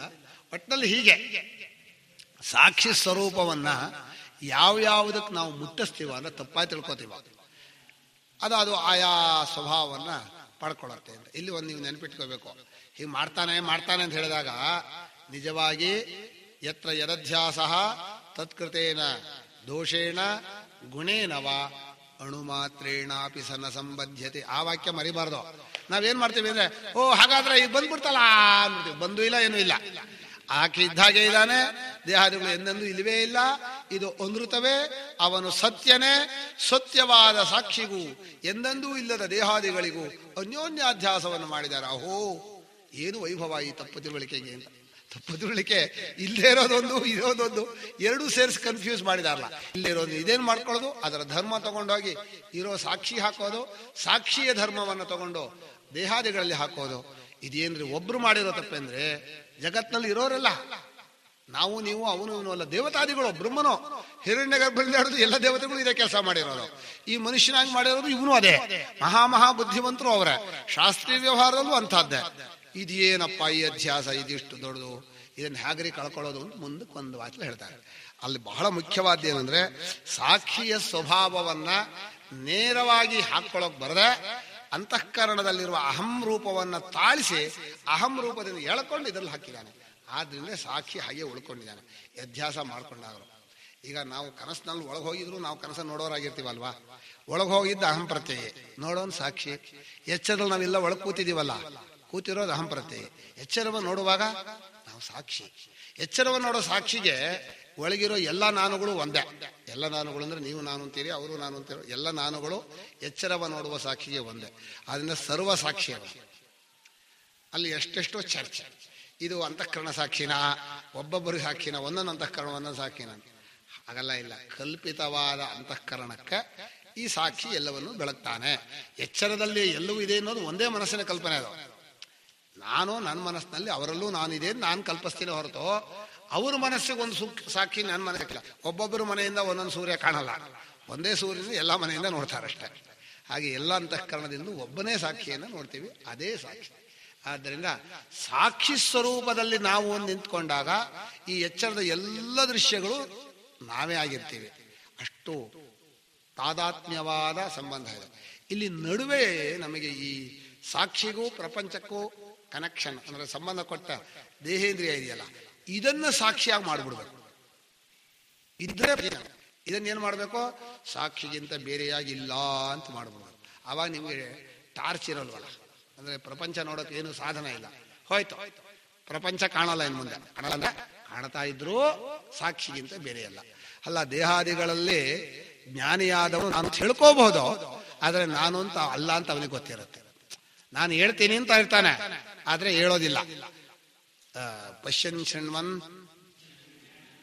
ಗಚ್ಚನ್ ಸ್ವಪನ್ ಶ್ವಸನ್ ಪ್ರಲಪನ್ ವಿಸೃಜನ್ ಗೃಹನ್ ಉನ್ಮಿಷನ್ ನಿಮಿಷನ್ ಅಪಿ ಇಂದ್ರಿಯಾಣಿ ಇಂದ್ರಿಯಾರ್ಥೇಶು ವರ್ತಂತ ಇದಾಯನ್. ಇದು ಜ್ಞಾನಿಯ ವ್ಯವಹಾರ. ಆ ಜ್ಞಾನಿಯ ವ್ಯವಹಾರದಲ್ಲಿ ಅದು ಜ್ಞಾನಿಗೆ ಗೊತ್ತಾಗೋದು. ಬಲ್ಲವನೇ ಬಲ್ಲ ಅಂತ ಹೇಳ್ತಾರಲ್ಲ, ಹಾಗೆ ಅವರವರಿಗೆ ಗೊತ್ತಾಗುತ್ತೆ, ಹೊರತು ಬೇರೆಯವರಿಗೆ ಗೊತ್ತಾಗಲ್ಲ.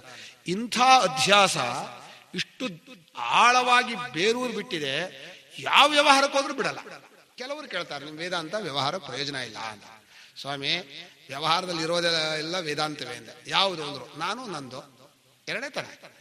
ವೇದಾಂತದಲ್ಲಿ ಮೊಟ್ಟ ಮೊದಲು ಹೇಳಿರೋದೇ ಅಂದ್ರೆ ಅಧ್ಯಾಸ. ಅಧ್ಯಾಸನ ಬಂದಿದ್ದೇನು ಎರಡು, ಅಹಂ ಇದಂ ಮಮ ಇದು. ನಾನು ನಂದೇ ಇಲ್ಲದೆ ಇರೋ ವ್ಯವಹಾರ ಎಲ್ಲಿದೆ? ವ್ಯವಹಾರದಲ್ಲಿ ಎಲ್ಲಾ ವ್ಯವಹಾರದಲ್ಲಿರೋದು ವೇದಾಂತವೇ, ಆದ್ರೆ ಅವ್ರಿಗೆ ಗೊತ್ತಾಗಿಲ್ಲ. ತಪ್ಪುದಕ್ಕೆ ವ್ಯವಹಾರ. ನಮ್ಗೆ ನಿಮ್ ವೇದಾಂತ ಬೇಡ ಕಣ್ರೆ, ನಾವು ವ್ಯವಹಾರ ಮಾಡ್ತೀವಿ ಅಂತಾರೆ. ಅಲ್ಲಪ್ಪ, ನಾನು ನಂದು ಬಿಟ್ಟು ವ್ಯವಹಾರ ಹೇಗೆ ಮಾಡ್ತೀಯ ನೀನು? ಆ ನಾನು ನಂದು ಇದೆಯಲ್ಲ, ಮೊಟ್ಟ ಮೊದಲು ನಾನು ಬಂತಲ್ಲ, ಅದೇ ವೇದಾಂತ ನಿಮ್ಗೆ ಹೇಳ್ಕೊಡ್ತಾ ಇರೋದು.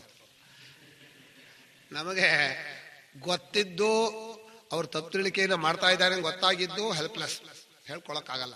ಏನು ಅಳ್ತಾ ಇರ್ತಾರೆ, ಪಾಪ ಅಳ್ತಾ ಇದ್ದಾರೆ, ಅವ್ರಿಗೆ ದುಃಖ ಆಗಿಲ್ಲ ಅಂತ ನಮ್ಗೆ ಗೊತ್ತಿದೆ.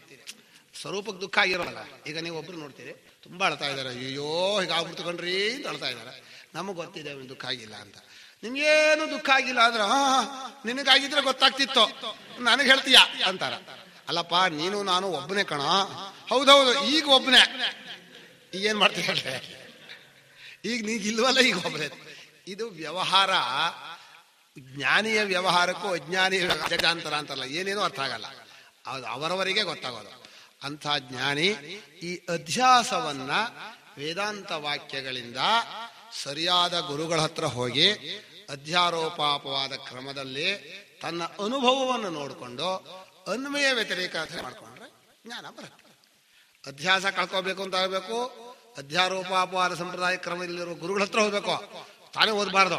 ನಾನು ಯಾಕೆ ಓದಬಾರ್ದು ಅಂತ ಹೇಳ್ತೀನಿ ಅಂದ್ರೆ, ನಾನು ಪದೇ ಪದೇ ನಿಮ್ಮ ಹತ್ರ ನಾನು ಕೇಳ್ಕೋತೀನಿ, ತಾನೇ ಓದೋಕ್ ಹೋದ್ರೆ ತಪ್ಪು ದಾರಿ ತುಂಬಾ.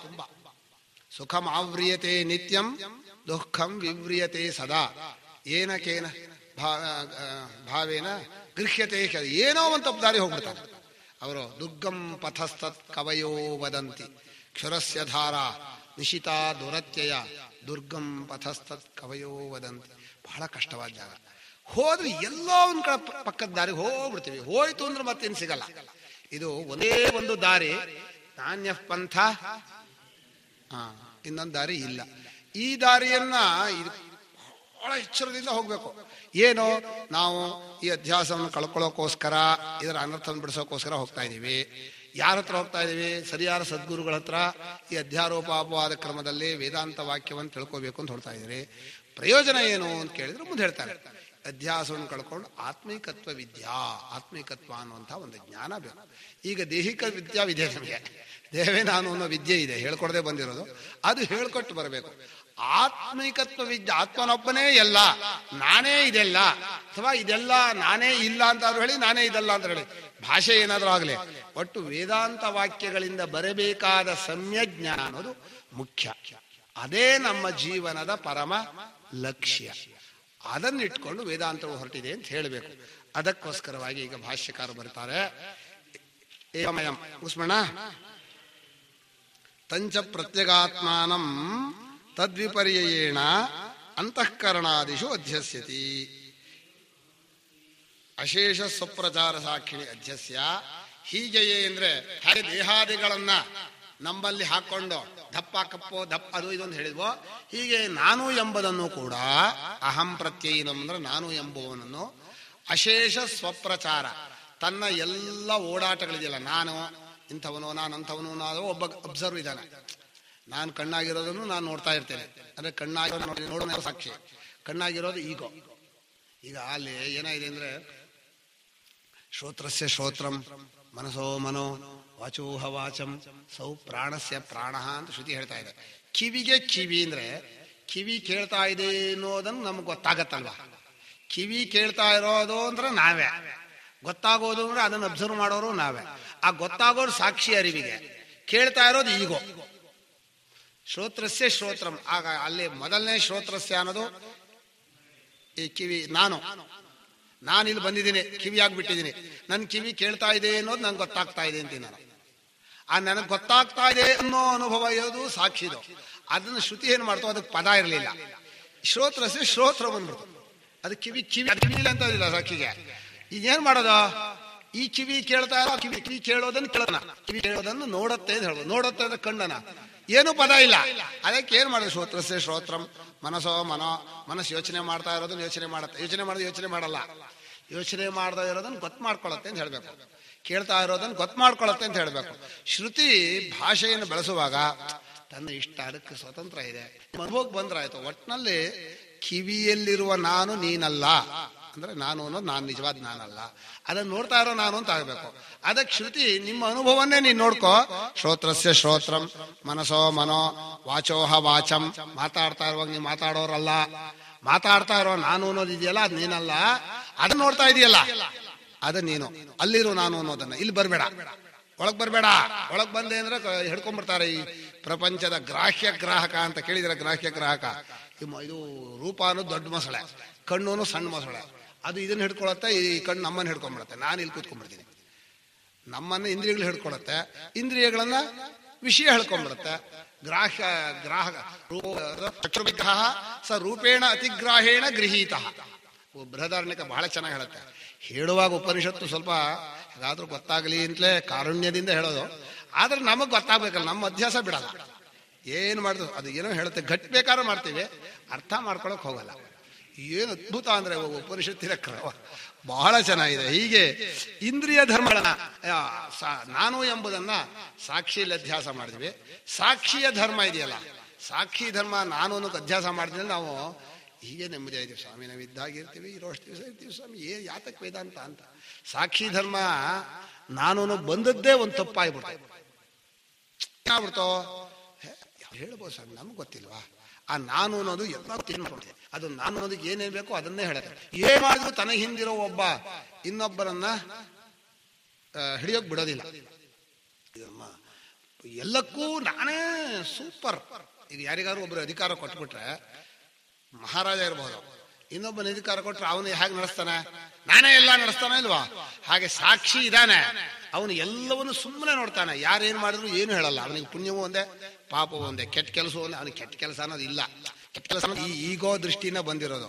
ಅವನು ಏನೇನೂ ಇಲ್ಲ, ಆದ್ರೂ ಸುಮ್ಮನೆ ಇರೋದ್ರಿಂದ ಅವನು ಸುಮ್ಮನಿದಾರಲ್ಲ, ಇವನು ಅಧಿಕಾರ ಚಲಾಯಿಸ್ತಾನೆ.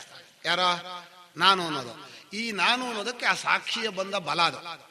ಸಾಕ್ಷಿ ಹತ್ತಿರದಲ್ಲಿರೋದ್ರಿಂದ ಅವನ ಚೈತನ್ಯದ ಬಲ, ಅವನ ಶಕ್ತಿಯ ಬಲ, ಅವನ ಪ್ರಿಯತ್ವ, ಅವನ ಸ್ವತಃ ಸಿದ್ಧತ್ವ.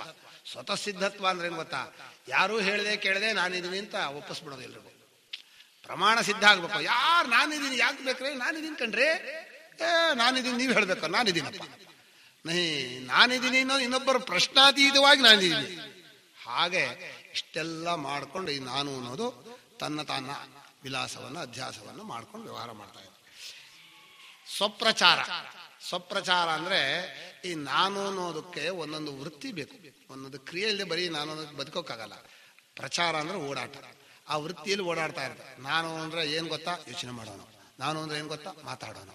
ನಾನು ಅಂದ್ರೆ ಏನ್ ಗೊತ್ತಾ, ಕೇಳೋನು. ಹೀಗೆ ನಾನು ಅನ್ನೋಕ್ಕೆ ಒಂದು ಕ್ರಿಯೆ ಬೇಕು. ಆ ಕ್ರಿಯಾ ವೃತ್ತಿಯಲ್ಲಿ ನಾನು ಅನ್ನೋದು ಕೂತ್ಕೊಂಡಿದೆ.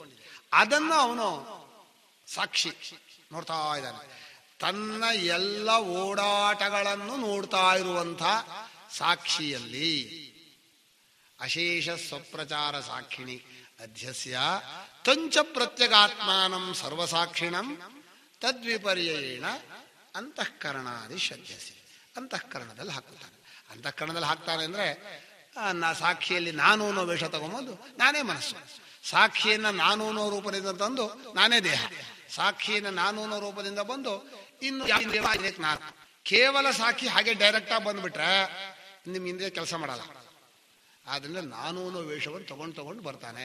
ಅದಕ್ಕೆಲ್ಲ ಸ್ವಾಮಿಗಳು ಬರೆದಿದ್ದಾರೆ, ನಾನು ಅನ್ನೋ ವೇಷ ಅನ್ನೋದು ಆ ಸಾಕ್ಷಿಗೆ ಅಂತಃಕರಣ ಕೊಟ್ಟ ಮೊದಲನೆಯ ರೂಪ, ಕಲ್ಪಿತ ರೂಪ, ಅದಕ್ಕೇನು ಮಾಡೋಕ್ಕಾಗಲ್ಲ.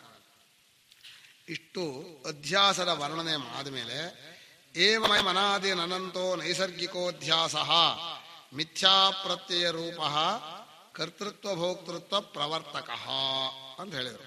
ಇದನ್ನು ಒಂಚೂರು ಈಗ ವರ್ಣನೆ ಮಾಡೋಣ. ಇದಾದರೆ ಇನ್ನು ಸಂಜೆ ಕ್ಲೋಸ್ ಮಾಡೋಣ ಅಥವಾ ನಾಳೆ ಹೇಳಬೇಕಾ? ಅದು ಅಸ್ಯಾನರ್ಥ ಹೇತೋ ಆತ್ಮೀಕತ್ವ ವಿದ್ಯಾ ಪ್ರತಿಭೆ ನಾಳೆ ಬೆಳಗ್ಗೆ ಬೇಕಾದ್ರೆ ಮಾಡ್ಬೋದು, ಮುಗಿಸ್ಬೋದು.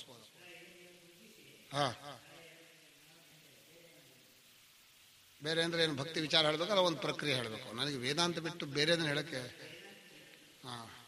ಪ್ರಕ್ರಿಯೆಯನ್ನು ಒಂದು ಭಕ್ತಿ ವಿಚಾರವನ್ನು ಹೇಳಬೇಕಾಗತ್ತೆ ಅಷ್ಟೆ. ನೋಡೋಣ ಅವಾಗ. ಏವಮಯಂ ಅನಾದಿರನಂತೋ ನೈಸರ್ಗಿಕೋ ಅಧ್ಯಾಸ.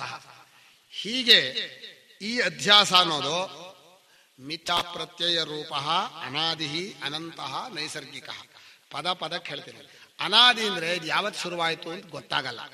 ಯಾವತ್ತು ಶುರುವಾಯಿತು ಅಂತ ಗೊತ್ತಾಗಲ್ಲ ಅಂದ್ರೆ ನಿಜವಾಗಿ ಇದ್ದೂ ಹೇಳ್ಬೋದು, ನಿಜವಾಗಿ ಇಲ್ಲದೇ ಇರೋಕ್ಕೂ ಹೇಳ್ಬೋದು. ಅಧ್ಯಾಸವೇ ಇಲ್ಲ ಅಂತ ಇಟ್ಕೊಳ್ಳಿ. ಇಲ್ಲದೇ ಇರೋ ಅಧ್ಯಾಸದಿಂದಲೇ ಕಲ್ಪಿತವಾಗಿದೆ. ಅಧ್ಯಾಸದಿಂದ ಕಲ್ಪಿತವಾಗಿದೆ. ಬುದ್ಧಿ ಕಷ್ಟ ಆಗತ್ತೆ ನಿಮಗೆ. ಅಧ್ಯಾಸ ಇದೆ ಅನ್ನೋದು ಅಧ್ಯಾಸ ನಾವು ಒಪ್ಕೊಂಡಿರೋದು. ಅಂದ್ರೆ ನಾವು ಯಾವತ್ತೋ ಒಂದ್ ದಿವಸ ಮಾಡ್ಕೊಂಡು ತಪ್ಪು ತಿಳಿಕೆ ಅಲ್ಲ. ಈ ಲೋಕದಲ್ಲಿ ಇಂದ್ರಿಯಗಳ ತಪ್ಪು ತಿಳಿಕೆ ಆದ್ರೆ ಒಂದ್ ದಿವಸ ಕಾದಾಚಿತ್ಕಾಧ್ಯಾಸ ಅಂತಾರೆ. ಕದಾಚಿತ್ ಭವತೀತಿ ಕಾದಾಚಿತ್ಕ. ಈ ಸಂಸ್ಕೃತ ಪದ ಇದೆಯಲ್ಲ, ತದ್ದಿತ ಹಾಕಿ ಚೆನ್ನಾಗಿ ಬಳಸಿ ಮಾಡ್ತಾರೆ. ಯಾವಾಗಲೂ ಒಮ್ಮೆ ಆಗುವ ತಪ್ಪು ತಿಳುವಳಿಕೆ, ಯಾವತ್ತಾಯ್ತು ಅಂತ ಗೊತ್ತಾಗದೇ ಇರೋ ತಪ್ಪು ತಿಳುವಳಿಕೆ. ಅದು ತಪ್ಪು ತಿಳಿಕೆ ಇಲ್ಲೇ ಇರೋದಿಲ್ಲೂ ಯಾವತ್ತಾಯ್ತು ಅಂತ ಗೊತ್ತಾಗಲ್ಲ. ಇಲ್ಲದೇ ಇರೋ ವಸ್ತುವಿಗೆ ಆದಿ ಅಂತ ಅದ. ಇದ್ರೂ ಕೂಡ ಅದು ಇದೇ ನೀವು ಮಾಡ್ಕೊಂಡ್ರು ನಿಮಗೆ ಆರಂಭ ಗೊತ್ತಾಗಲ್ಲ. ಆರಂಭ ಗೊತ್ತಾಗದೇ ಇರೋದು ಒಂದು, ಇಲ್ಲಿರೋದು ಮೂರನೇ ಕಾರಣ ಗೊತ್ತಾ?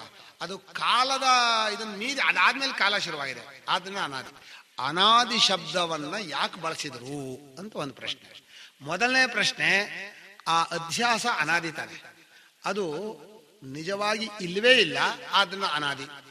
ಅಥವಾ ಅದು ಆದಿ ಗೊತ್ತು ಮಾಡ್ಕೊಳ್ಳೋಕ್ಕಾಗಲ್ಲ, ಆದ್ರಿಂದ ಅನಾದಿ.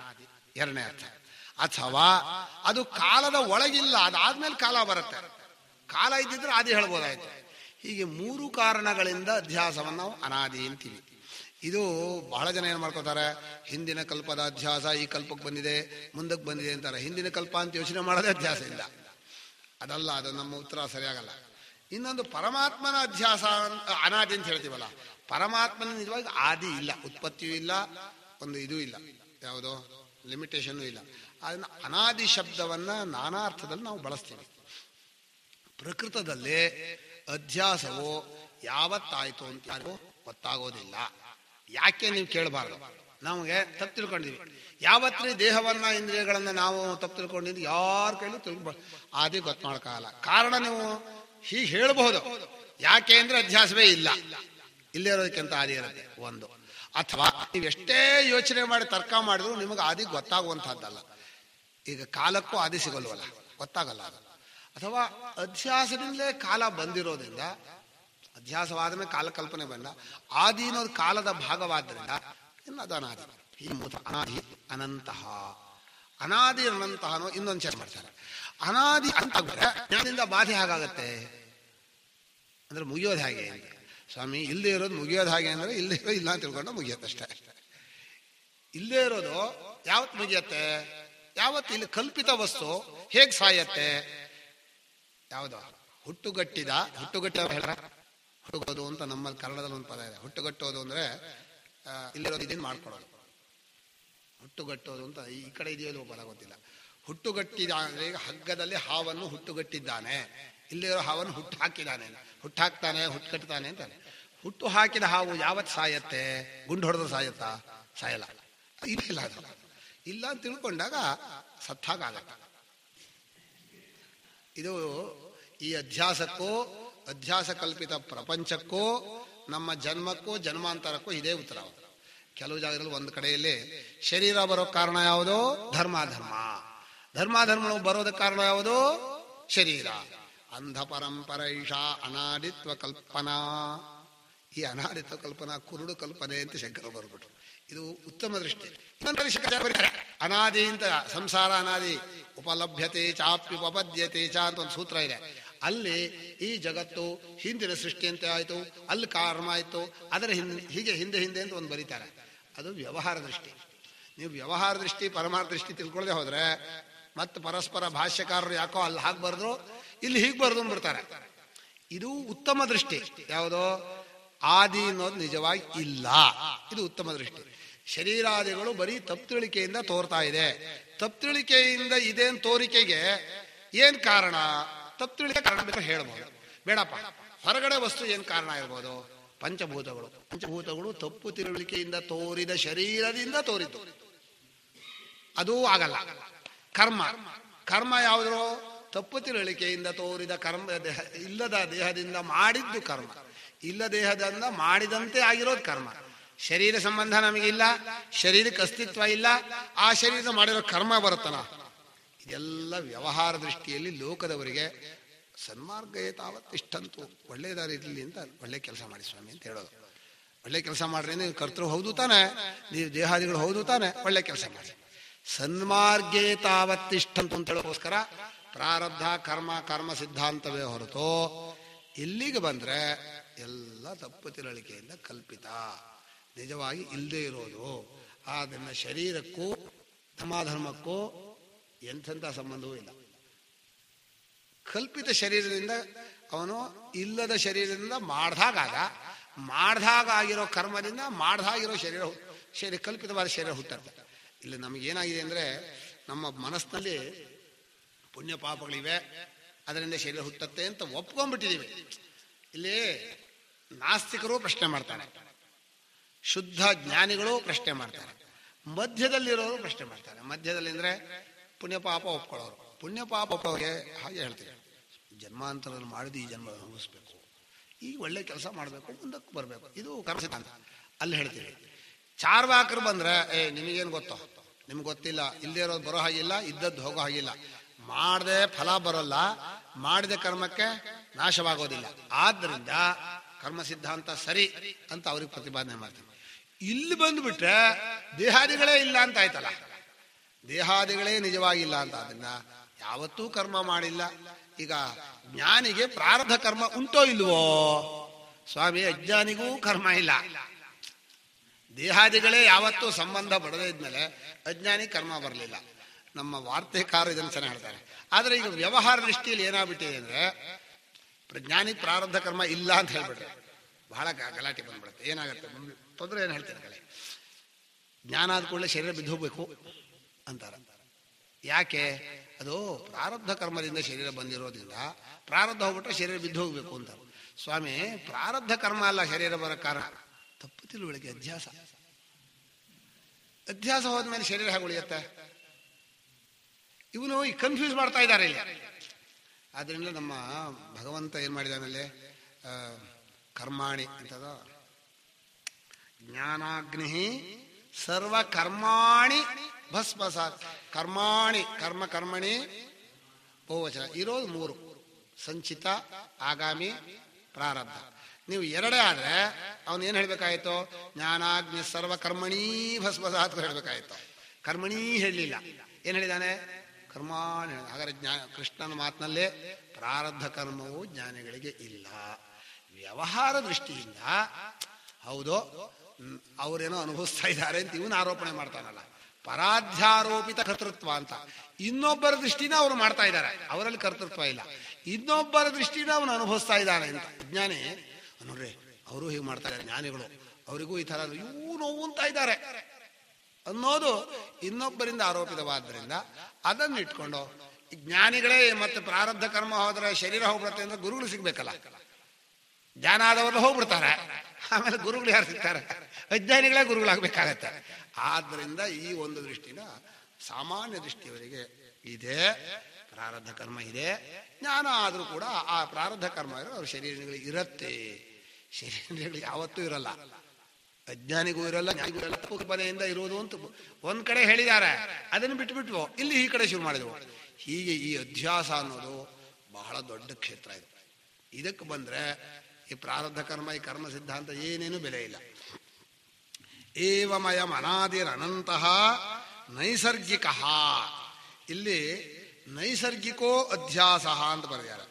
ಮೊದಲು ಬರೆಯುವಾಗ ವ್ಯವಹಾರ ಅಂತ ಬರೆದಿದ್ರು. ಅರ್ಥಾತ್ ಅಧ್ಯಾಸಕ್ಕೆ ಅಲ್ಲಿ ಹೇಳಬೇಕಾಗಿತ್ತು. ಅಲ್ಲಿ ಯಾಕೆ ವ್ಯವಹಾರ ಅಂತ ಬರೋದು ಅಂದರೆ ನಮ್ಮ ಅನುಭವಕ್ಕೆ ವ್ಯವಹಾರ ಬೇಕು ಗೊತ್ತಾಗತ್ತೆ. ಈಗ ತಪ್ಪು ತಿಳುವಳಿಕೆ, ಆಸೆ, ವ್ಯವಹಾರ. ವ್ಯವಹಾರ ಅಂದರೆ ಮಾಡೋದು ಬಿಡೋದು ಅಂತಾನೆ. ನಿಮಗೆ ಅವರು ಹೋಗೋದು ಬರೋದು ಕಾಣೋ ಹಾಗೆ ಅವ್ರ ಮನಸ್ಸಿನಲ್ಲಿ ಆಸೆ ಗೊತ್ತಾಗತ್ತೋ? ಕಾಣಲ್ಲ. ಆಸೆಗಿಂತ ಹಿಂದೆ ಇರುವ ಅವರ ತಪ್ಪು ತಿಳುವಳಿಕೆ ಗೊತ್ತಾಗತ್ತೋ? ಕಾಣಲ್ಲ. ಆದ್ದರಿಂದ ಯಾವುದು ವ್ಯವಹಾರವೋ ಅದನ್ನು ಹೇಳಿದರೆ ಅದರ ಹಿಂದ್ಗಡೆ ಇರುವ ಅಭಿಮಾನ, ಅಹಮ್ಮಮಾಭಿಮಾನ ಹೇಳಿದಾಗತ್ತೆ. ಆ ಅಹಮ್ಮಭಿಮಾನಕ್ಕೆ ಕಾರಣವಾದ ಅಧ್ಯಾಸವನ್ನು ಹೇಳಿದಾಗತ್ತೆ. ಅದನ್ನು ಅಧ್ಯಾಸವನ್ನು ನೈಸರ್ಗಿಕ ಅಂತ ಹೇಳೋಕೆ ಬದಲಾಗಿ ಇದನ್ನು ಹೇಳಿದ್ರು, ನೈಸರ್ಗಿಕೋಯಂ ಲೋಕವ್ಯವಹಾರಗಳಲ್ಲೂ ಕೂಡ ನೈಸರ್ಗಿಕೋಧ್ಯಾಸ. ಈ ನೈಸರ್ಗಿಕ ಅನ್ನೋ ಪದಕ್ಕೆ ಸರಳವಾಗಿ ಹೆಚ್ಚು ಇದಿಲ್ಲ ಹೇಳಿದ್ರೆ ಅವಿಚಾರಿತ ಸಿದ್ಧ. ವಿಚಾರ ಮಾಡದೆ ಹೋದ್ರೆ ಇದೆ ಅನ್ಸತ್ ಅಷ್ಟು ಹೇಳ್ಬೋದು. ಅಥವಾ ಲೋಕಾನುಭವ ಸಿದ್ಧ ಅನ್ಬೇಕಾದ್ರೂ ಹೇಳ್ಬೋದು. ಲೋಕಾನುಭವ ಅಂತ ಒಂದು ಅನುಭವ ಇಲ್ಲ. ಲೋಕ ಅನ್ನೋ ಪ್ರತ್ಯಕ್ಷಾದಿ ಪ್ರಮಾಣಗಳಿಂದ ಸಿದ್ಧವಾಗಿಲ್ಲ. ನೀವು ವಿಚಾರ ಮಾಡಿದ್ರೆ ನಂದು ಅನ್ನೋದು ಇರುತ್ತೆ. ಅಲ್ಲಿವರೆಗೂ ತಪ್ಪು ತಿಳುವಳಿಕೆ ಎಲ್ಲಿವರೆಗೆ ಇರುತ್ತೆ? ತಪ್ಪು ತಿಳುವಳಿಕೆ ನನಗೆ ಇದೆಯೋ ಇಲ್ವೋ ಅಂದ್ರೆ ನೀವೇ ನೋಡ್ಕೊಳ್ಳೆ. ನೀವು ನಾನು ನಂದು ದೇಹಾದಿಗಳನ್ನು ಹೇಳ್ಕೊತಾ ಇದ್ದೀರೋ ನೀವೇ ನೋಡ್ಕೊಳ್ಳೆ. ನೀವೇನು ಪ್ರತ್ಯಕ್ಷ ಇಂದ್ರಿಯಗಳನ್ನು ಹೇಳಬೇಕಾಗಿಲ್ಲ. ಕಣ್ಣನ್ನು ನಾನು ಒಂದು ಮಾಡ್ಕೊಳ್ಳೋ, ಕಣ್ಣನ್ನು ಒಂದು ಅದಕ್ಕೊಂದು ಪ್ರಮಾಣ ಹುಡುಕಿ ಈ ಕಣ್ಣಿದೆಯಲ್ಲ ಇದು ನಾನು ಒಂದು ಮಾಡ್ಕೊಳ್ಳೋ ಬೇಡವೋ ಅಂತ ಯಾರು ಯೋಚನೆ ಮಾಡ್ತಾರೋ? ಮಾಡಲ್ಲ. ಆದ್ದರಿಂದ ಇದನ್ನು ನೈಸರ್ಗಿಕ ಅನ್ನೋ ಪರದಿಂದ ಅಧ್ಯಾಸವನ್ನು ಕರೆದಿದ್ದಾರೆ. ಈ ಆತ್ಮಾನಾತ್ಮನ ಅನ್ಯೋನ್ಯಾಧ್ಯಾಸವನ್ನು ನೈಸರ್ಗಿಕ ಅಂತ ಕರೆದಿರೋದೆ ನಿಮ್ಮ ಯಾವ ಯುಕ್ತಿಗೂ ಹೊಂದೋದಿಲ್ಲ. ಯಾವ ಪ್ರಮಾಣವೂ ತಗೊಂಡ್ಬರ್ಬೇಡಿ, ಯಾರನ್ನು ಪ್ರಶ್ನೆ ಮಾಡಬೇಡಿ, ನಿಮಗೆ ನೀವಾಗ ಗೊತ್ತಾಗ್ತಾ ಇದೆ. ಶಂಕರಾಚಾರ್ಯರು ಕೂಡ ಗುರುಗಳ ಹತ್ರ ಶಿಷ್ಯ ಹೋಗ್ತಾನೆ, ನನಗೆ ಬ್ರಹ್ಮಜ್ಞಾನವನ್ನು ತಿಳಿಸ್ಕೊಡಿ ಅಂತ ಕೇಳ್ತಾನೆ.